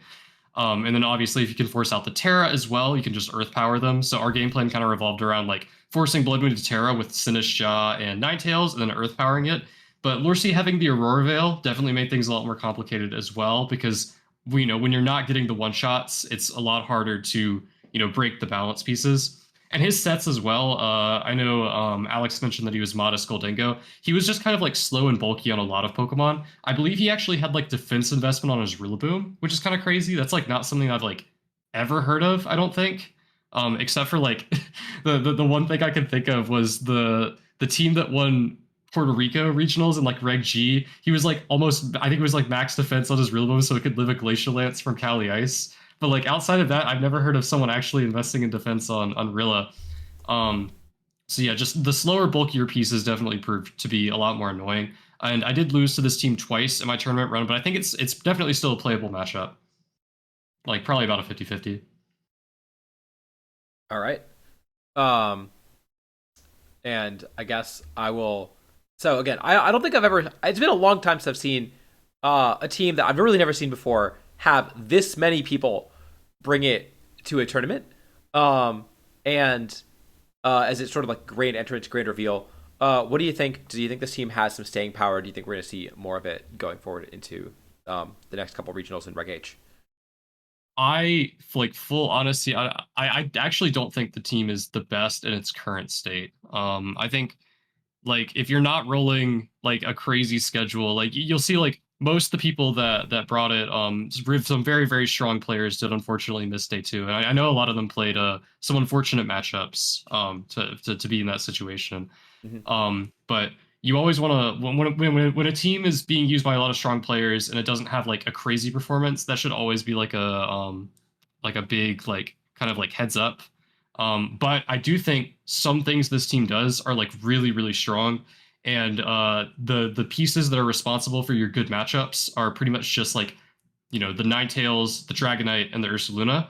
I think like Life Orb Ursaluna with a defensive Terra type was a very smart adaptation for the people who actually built this, and I do expect that to maybe stick around. Um, but outside of that, I don't think the team is that amazing. But a better player than me could definitely go crazy with it. So it's definitely still something to watch out for. All right, and there you go. Uh, and so yeah, that team again. Like I said, I really want to talk about your team because it was so common and because you did so well with it. How does it feel? Back to back top fours. You going to Vegas? You getting a third one? Unfortunately, Vegas is my anniversary weekend. Don't think I can make that one. Damn. But I am hopefully gonna pick up the travel award. I'm trying to grind locals up until then because I think I'm second in NA right now. Mm-hmm. But yeah, I this is kind of crazy. Just I didn't really expect like another. I didn't even expect to make day two at this tournament. So I'm very glad I could follow up Pittsburgh with another top four. Oh yeah. And so going through some of the rest of the teams in the tournament, and I'd love to hear what you guys think because, like I said, I think this field was really cool, really diverse. A lot of teams that we haven't seen in a little bit, a lot of different types of playstyles coming in, and of course, Leonard's team. We have referenced this a little bit. This team is pretty common right now, and I think he not only has a team report, but he also linked to was it the Zine's team report or Zine's like channel membership where he has the full team. Is that right? So you can get more info there if you want to. But we've talked about the team before. But I do want to talk about Brian's team because Brian got all the way to top 8 with Hard Trick Room. And I think I got to pull up his tweet. But Rento, you were talking about how you were really scared of facing Hard Trick Room, in particular with Rigraff. So what do you think of this team? And do you think this is Hard Trick Room's time to shine? Yeah, in my case, like with bulk, this is very hard, but I think Goldengo makes it like a bit easier. And well, I saw the match in the stream. Well, just one match in the stream. Yeah, it was streamed once, I think, only once. And yeah, I think it was against Lorzy. I can't remember, but yeah, he managed it very well. Like he stalled it very good. And but I understand like why Hard Ticker got like top 8. And I don't know if it's like the moment, it's shining moment, but Hard Ticker is always like it never disappears. There's always one player, one crazy player that Mhm. plays it very good, and it's not like a surprise to see one. Yeah, it's a bit of a surprise because it's not like as common as other teams, but always gonna be a hard trigger in every meta and every format, I think. And yeah, I think it's in a good moment right now. Like not the best because I think players always at least have like one tech like to beat it or to stall it or imprison or whatever. But Mhm. um, it's in a good moment right now, I think. Dylan, Alex, any thoughts on I the Hard Trick Room? Are you guys play Brian? no, Did not. did not. I But don't think I want to either. Um, seconded. I know. What was I think Michael Durbus won with Hard Trick Room? Was that like the end of Reg G? I'm not recalling. I think that's right. End of Reg G. Yeah. Yeah. Yeah. Hopeful. I mean, maybe this format won that way too. We'll see. But yeah, I mean, like expanding Force Frigg is definitely scary on paper. And I was definitely not prepping into Clear Amulet, Ensign, Terragrass, any close combat. Yeah, Uh, Yeah. I think a big thing to watch out for is I have a local of mine. I haven't seen him in a minute because he lives in Virginia Beach, Logan. He's always building like really creative teams. He brought Scraggy to Worlds, went 5-3 with it. But he would always use this Heart Trick Room team with Iron Hands at a time where like I don't think people were really doing that. I think a fake out guy is just like if you're trying to kind of expand on like the default archetype, which is what Brian Collins always does. He always cooks, and he's probably the best Heart Trick Room player in the world. Running a fake out guy is pretty strong. You can just lead fake out guy plus Hatterini, and that means you get like extra turns of terrain if you're able to like pivot your Ndidi in later in the match.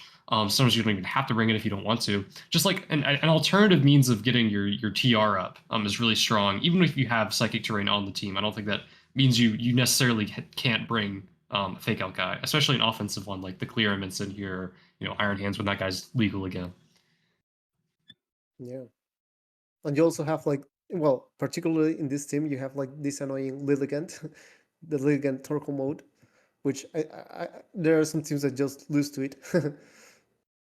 The Iron Hands Heart Trick Room thing you mentioned, like that just reminds me of like I think it was like earlier regs where people were doing like Sash Fluttermane in the GC with like Belly Drum and Trick Room. That'd be funny to see. Maybe that's like a GC thing that someone could try, but Yeah. um, and unfortunately, well, actually they can't because Iron Hands isn't legal, but maybe it will be with Reg C hopefully coming back. Maybe. But I think it definitely. I do agree that having the fake out it adds. I think Brian's team just has more of dimension than just like Gallade, Indeedee, Lilligant, Torkoal, Mhm. Hatterene stuff. Like it's. I definitely. If I had to use Heart Trick Room, this would be a team that I would definitely want to pick up. mhm. I agree. I think that if you aren't like, I think there are a lot of people who love Hard Trick Room, and I think a lot of them are going to see this version doing so well and pick it up. And so, at least for me, this is a team that is like basically mandatory to test against going into the upcoming tournaments, just because, as I think Alex said earlier, you really want to make sure you don't lose to the cheesy stuff like Hard Trick Room, like Dozo. And so when one of these teams pops up and starts doing well, I feel like it's really important, at least for me, to have a pretty good matchup into it, or at least know my lines into it really well. Yeah. All right, and so yeah, let's just keep working our way down. I think both of you guys played against Wolf, and so I heard you guys talk up the Zoroark. Um, but I also I was thinking about it. I was like, where have I seen Zoroark recently? And I realized that I also did really well in the GC on a different old team that I guess had one flex slot. And so yeah, it's interesting to see Zoroark all of a sudden start to do a lot better. I think Hoj also, I think top cut Frankfurt with it, if I recall correctly. So it's seeing a big uptick in the start of Reg H Part 2. And what do you guys think about Wolf's team as a whole, and what do you guys think of the Zoroark's place in the metagame? And I think Renzo, this is oh, go ahead, Alex, I guess. no, you're um, no, you're fine. I was, Okay. I sorry. Okay. I want to start. you can start Renzo. It's fine. Okay, okay. Well, I actually tested Zoroark for Belo Horizonte. I was kind of desperate, and just tried many things, and I think it has potential. Like it's very, I don't know if it's like the best mon or whatever, but it's really like its ability is really good, and it's really annoying to play against. Um, I think it also has potential with a choice specs because it actually hits very hard, and its speed stat is very good. Uh, I also like this said Wolf used. It has many tools like taunt and icy wind, and obviously the illusion. Um, I don't know, like I haven't seen it like to have too much success, like even in the past Reg H, but I think it's explorable. Like I don't know, like there may be a team for it. And well, I think Wolf team is very good. It's a bit weak maybe against Trick Room or a more bulky and slow team, but I like it. Like it's kind of hyper offense, with the Ursula Blood Moon and whatever. And Sorark supports it very good, like with Icy Wind and with Illusion. It's explorable.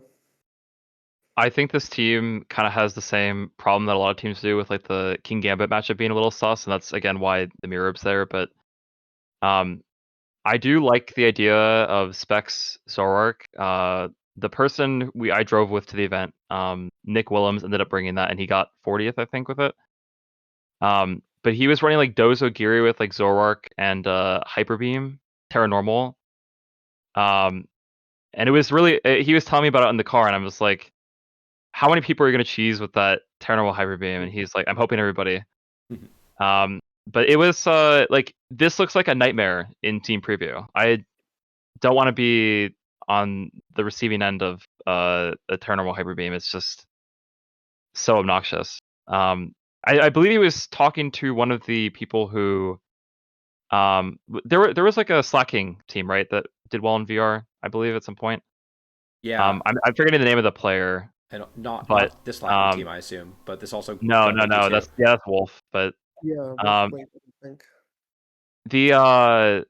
I can find out in a bit, but yeah, he was talking to whichever player did well in VR with that, and he was like, "Oh, well, Zoroark could be a potential option just because it's just another layer of team preview, right?"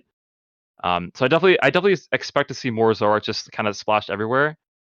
Not to like the amount where like, oh, like, you know, Instance on every team and Golden goes pretty much like every other team, but yeah, I think we'll definitely see some more Zoroark just because of its niche of having that speed tier and being faster than Ninetales, and with how common it is. Being able to have that faster Icy Wind is always going to be really good, and also just effectively having an auto win against Mouse Ape is pretty good. Mm-hmm. Yeah, and the definitely the biggest thing that's scary about this team too is that oftentimes for like you think it might be a Zoroark, one of the best ways that you can scout that out is just by clicking protect, but Wolf has Whimsicott, so if you protect, then you just encore lock you. So like I think if you're trying to go like this kind of route where you're you know like trying to just use it as like the support taunt guy, I think running it with Whimsicott's like almost a must, just because like that is so threatening. And like really messes up like the way that you can actually play against it. Right, and Whimsicott is one of the best Pokemon to disguise yourself as too, right? Yeah, because exactly. it doesn't reveal itself, and they don't want to click a dark move into Whimsicott, right? And you don't want to. Mm-hmm. So that does have a decent amount of synergy there as well, and along with the encore thing that you mentioned. The funniest thing too, I'll just like leave it on one last note. This is like not a like game specific thing, but this is like a thing, like this is a cart ladder or on cart specific thing.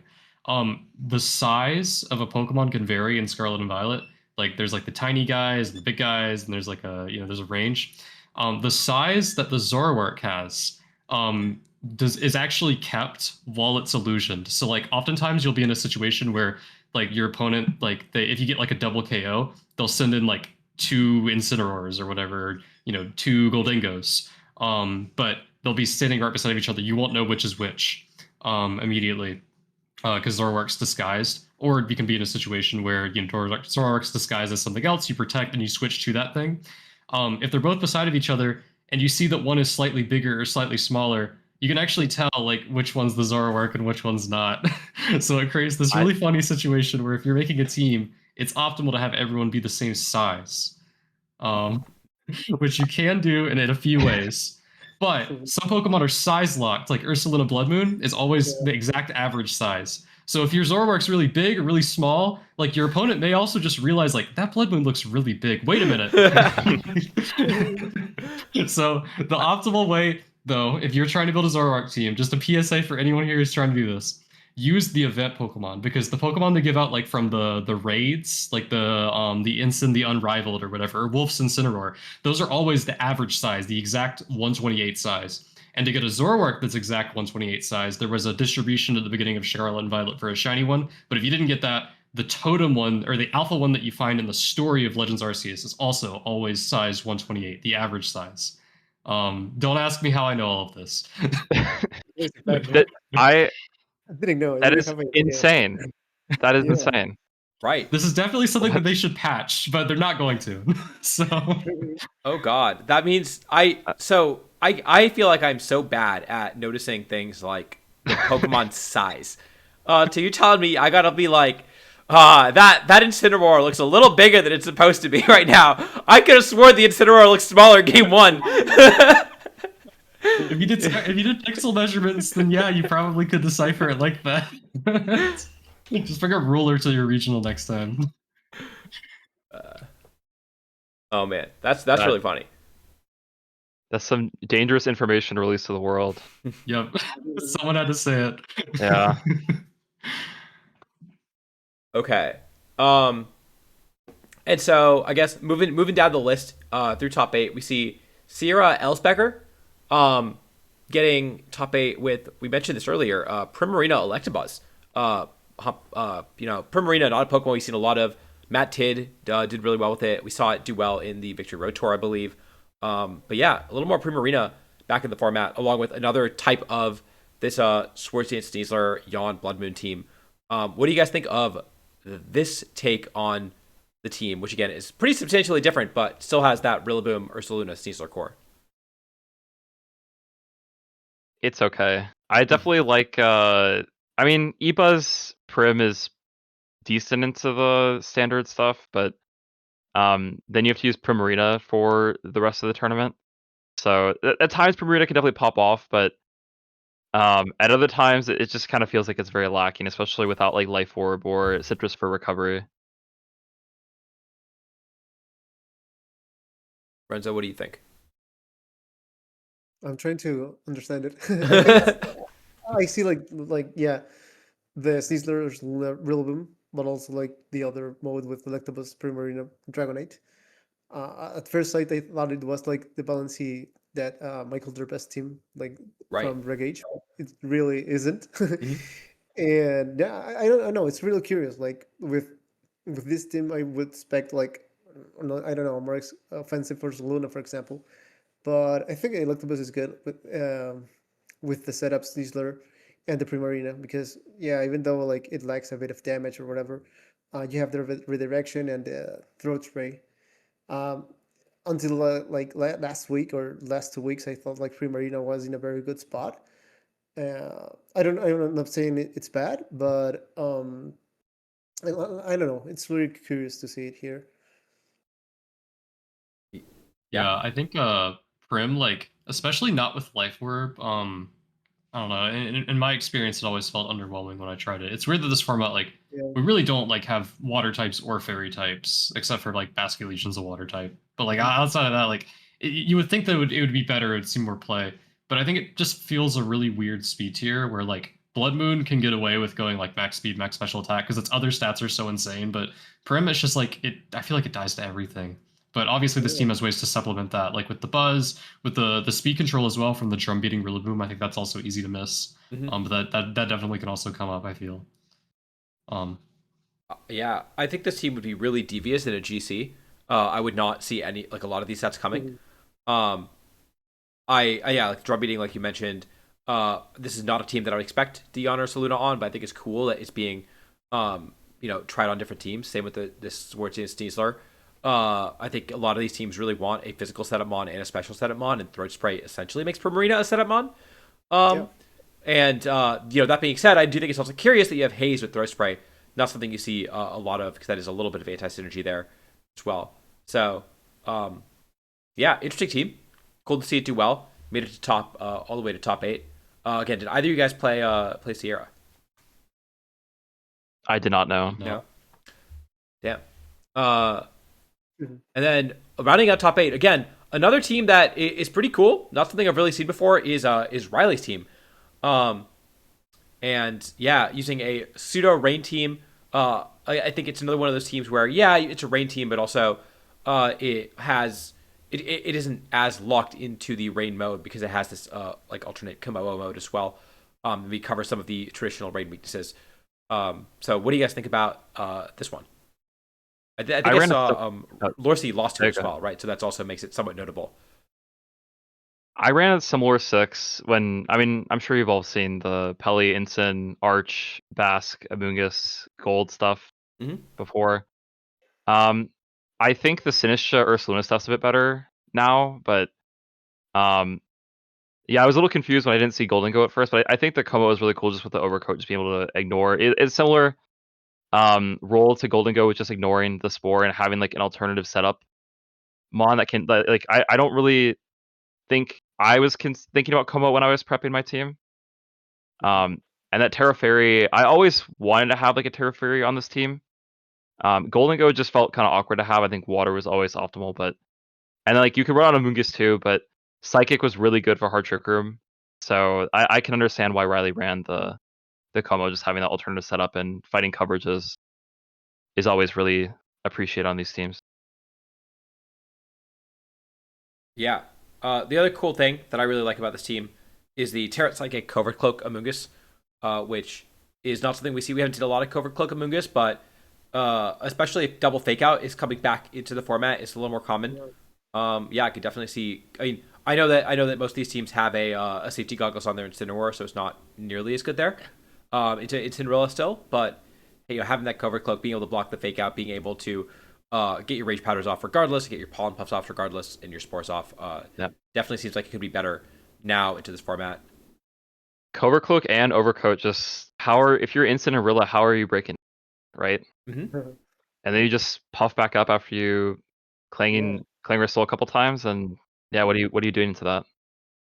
Yeah. Yeah, I think a big thing that like anyone who may want to try something similar should note too is like pretty much every time we've seen Cloakamungus pop off, it still has Protect. I think it's like super bait to be like, oh well, I have Covert Cloak now, I can't be faked out, so I don't need Protect. Like Protect on a redirector is still very, very, very important. Like it's not worth dropping, I think, even unless you have a really good reason for it, just because you have a Covert Cloak.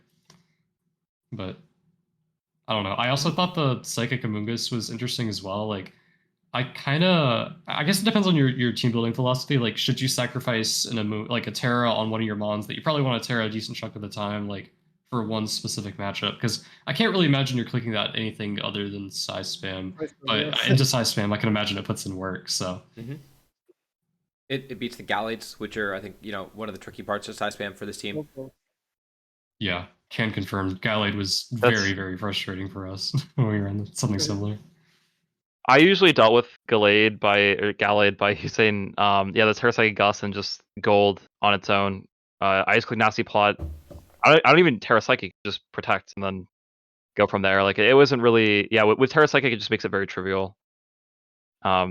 Cause they just can't hit you. And do we have a Psychic Mon that's like decent? That's not like Indeedee? I mean, there's Farigiraf, Oh, but I guess that's but pretty limited use cases, I I think. guess or sorry, like pure Psychic Mon, right? Well, Oh, The Spathros right it is. there.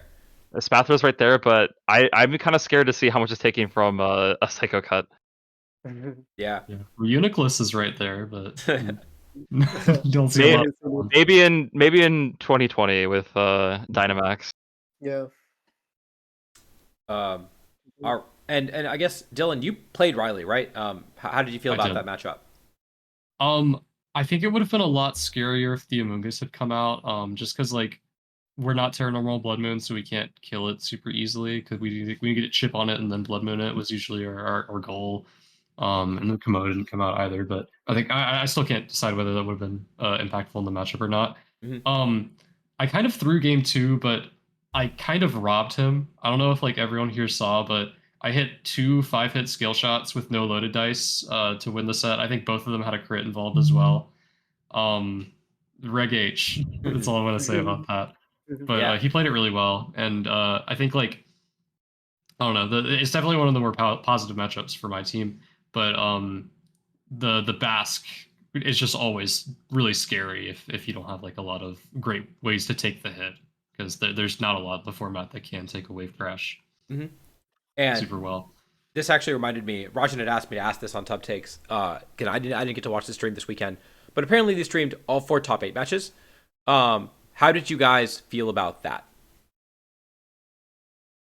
I think they just did it because of a time thing. I think they just realized we were making really good time, so they're like, why not just extend the stream? I don't know. I liked it. I think it's always like, I, I, I think you get like better Pokemon if there's a little bit of prep time before the match. But it definitely like if you have like a whole extra day, it can make it less exciting. Like for Championship Sunday, that's a topic I know that you've covered on this like podcast before. Yep. But I think it's like as a competitor, it was really nice to have a little bit of breathing room. Just I don't know. I think more streamed matches is generally always a good thing for the viewers as well. Just more content, more games to be able to see, um, more things that people can learn off of. I definitely agree. I was at the bottom of the bracket, so it was pretty convenient for me because I had 3 best of 3s to have time to prep for Wolf, but I'd rather not have matches that are lost to time. I'd rather everything be streamed, ideally, if they have time to do it, of course. Yeah, same here. Like as a viewer, I enjoy it more, and as a player, well, everyone like preps the matchup or even the rest of it. Yeah. All right, I agree. I think that if you have the time, I'd like to do the rounds. I was curious if it impacted competitors, but it sounds like you guys like the break and liked having time to prep. So, I am personally am in support of the change.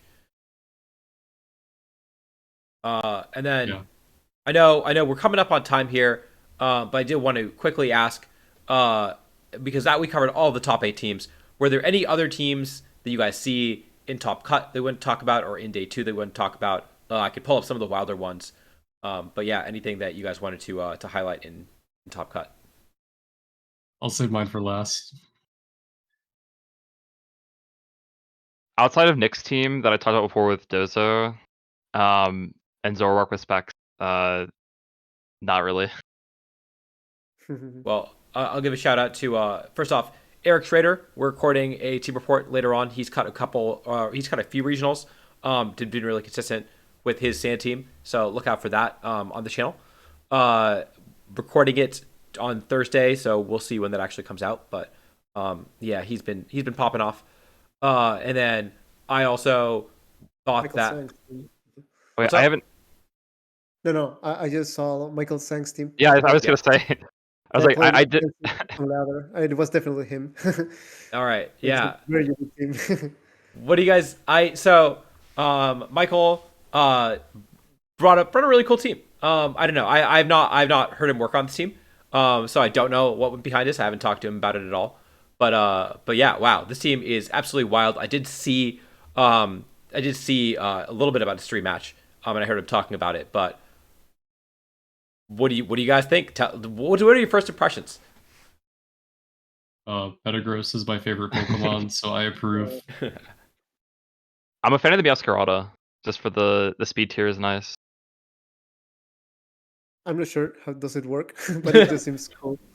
And I yeah, trust that he can do well with his team. I believe in Michael. Yeah. Yeah, Yeah. true.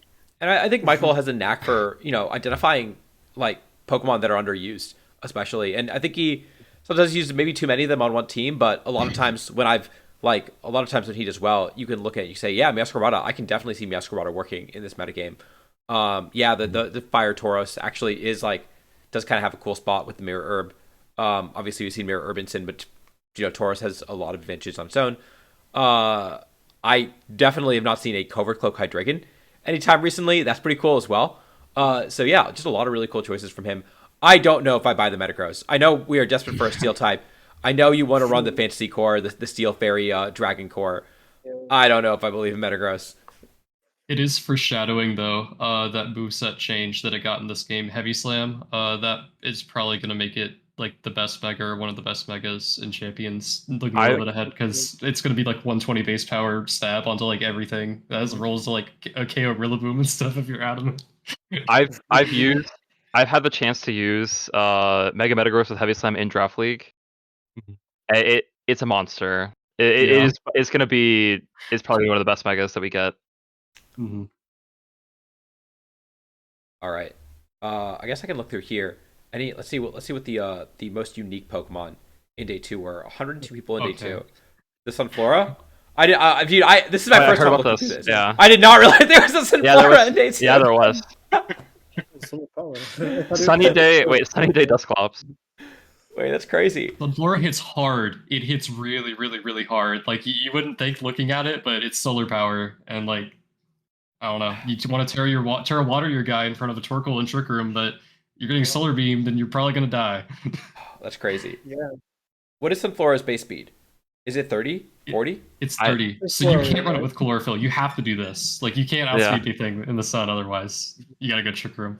And how much special attack do you know? I think it's like 90 something. 100? Okay, okay. Maybe Not 100. that Yeah. I one. don't know. But well, solar power, life orb. I even if 105. it's 105. 105, okay. Not that bad. Damn. Okay, so I go ahead.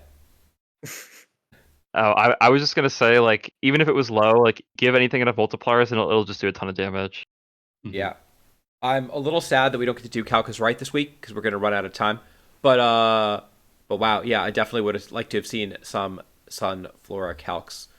Yeah. I want to pull up Alvin Moe's team. This was the team I was gonna say. Joey lost this on the winner We're for day crazy. 2. Oh no, I saw. I think this is the exact same team he's been running all format because I Mhm. played him on this team at Louisville. Uh, so yeah, it's cool to see him finally make day two, and I think I saw Rajan beat him in one of the last couple rounds there. But what I don't know. What do you guys think? This What did Joey have to say? Um, he had Yeah, some very words. well. Boom burst Uh, with solar arc. the Malamar, he has fake tears on the Zoroark, and he would fake tears his own oh my Malamar god. and just make it like unkillable. It's just clicking superpower and it's +2 SPNF. Like this thing has horrific stats, but when it has Yeah. that many boosts, it doesn't matter. Oh, that's so It's a cool. hilarious team. He's a gen too early with the without the mega, but um Mhm. it's I mean it can definitely kick some butt with the right setup, I guess. Yeah, Oh, Penky What's put a that? Ah, Clodsire on his what's team. I heard about he I did. was honestly scared of this. I don't. Cloudsire's let's Oh push the no. Cloudfire propaganda to beat our team. Well, Um okay. I can't get into the Clodsire. Wait, there's two toxicity. oh Bruno I heard toxicity. yeah, Yeah, Bruno, Bruno. yeah. He worked with what's his name on this, the Australian. Wow. He said the Better Terra not. Rock Volk did come up as well. It's Yeah, really good I versus remember other talking about Volk. it. Okay. I do think that Volk gets to like run Terra Blast and run like different Terra types. It was always Terra Fairy, Terra Blast, but now like that might not be as good. And yeah, it's cool to see Terra Rock. Rock Yeah. is surprisingly good when it's an accurate move that can actually hit things. Right, and it And gets walled by fire types normally. So everyone's playing against Yeah. Volcarona is Terra Fire their guy, Terra Fire their Annihilate, Terra Fire their AV King Gambit, and now you have suddenly have Life Orb, Terra Rock, Terra Blast to sorry, really I'm reading disrupt the that. chat. Yeah, Jack Clark is British. Yeah, my bad. That yeah, he worked with Jack Clark on this. This is sick. Wow, a lot of really cool teams coming out of this regional that I honestly I wish I been able to watch, been able to. I wish they'd been able to feature more of these teams. The Big Day Two in on stream.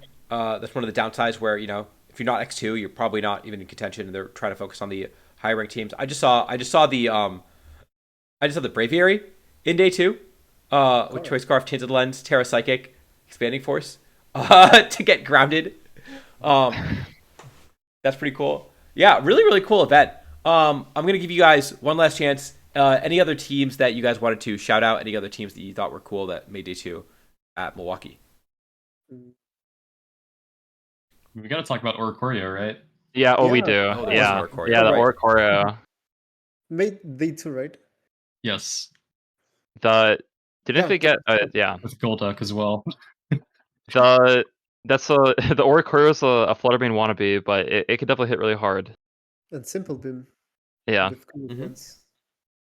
And Revelation Dance is Elise so cool posted. because it changes with your Terra type too. So you essentially have stronger Terra right. Blast. Yeah, Elise posted her paste. The stuff was like auto EV'd for level 100. She said like don't mind the EVs. It was like auto EV'd for level 100. So I think the Golduck was like 248 HP. It was like some wasted points, but you could tell it's just the auto EV. So that's a huge point in favor of the people that are just like spreads don't matter. It's just vibes and your experience with the team. I thought that was really funny. But yeah, doing well with a crazy, crazy, crazy team. I know that Golduck would be really annoying if I was playing Rain. Yeah. Oh, I Yeah. didn't even see the simple beam. Oh my god, Yeah. that's that's that's so devious. Yeah. insane. All right, and that one does have a rental code that you can almost see. Uh, so you can't quite tell what it is, but it sounds like that was not the intention. Um, all right. Any other teams we want to talk about before I let you guys head out? All right. In that case, we're gonna wrap it up. I know we normally like to do Calcus right, and I know there were so many other cool teams at this tournament. I hate not being able to cover like top 16 because they did top cut, and they did do really well. Although in this case, it looks like most of the people who So we can. Can I recommend one team? oh, absolutely, go for it. I know Aziz in chat talking about his Lucario. I think he day 2 with Lucario, I believe. Yes. You Oh did. yeah. Yeah. Oh, This was Top 32. also really cool to see. Again, we are desperate for a steel type. Um, anything That's not gold. We have a Goldengo. We still need another steel type. I mean, steel fighting is really really good typing. Like we've seen a couple other fighting types do well with Komodo and with the Tauros, and so no surprise to see. And Blaziken, we saw that do well as well. So Lucario, just another one of the weird fighting types doing pretty well. But yeah, really cool to see. And Inner Focus too is always an amazing ability after the buff. Mm-hmm. yeah. All right. Well, with that, I think we're gonna wrap it up. No calc is right, just because we had a lot of teams to talk about, but this was really fun. Thank you, all three of you, for coming on the channel. I really appreciate it. And yeah, congratulations on all of your really incredible performances this weekend. Thank you. Thank you. Thanks for having us on. Yeah, It was really Yeah. cool. Thank you for having us. of course, anytime. I'm now. I guess I should ask chat. Do you guys want to go to see some ZA action? I see some people streaming that, or do you want to just see some VGC? I think Justin Tang streaming Zia right now. I see Justin streaming. I see Joe UX9 streaming as well. Look at that. Just do a poll. Nah, I'm not. I'm not waiting for a poll. I'm gonna send you guys over okay. to Justin Tang. So he's gonna be playing through ZA, and I'm really excited to play through ZA. I don't know if I'm gonna stream it. I don't know if Alex is gonna stream it, but we'll see. But yeah, thank you guys all for watching. Again, as per usual, if you missed any of this, you can watch it all on YouTube tomorrow. And yeah, thanks again, and we'll see you guys later. Bye.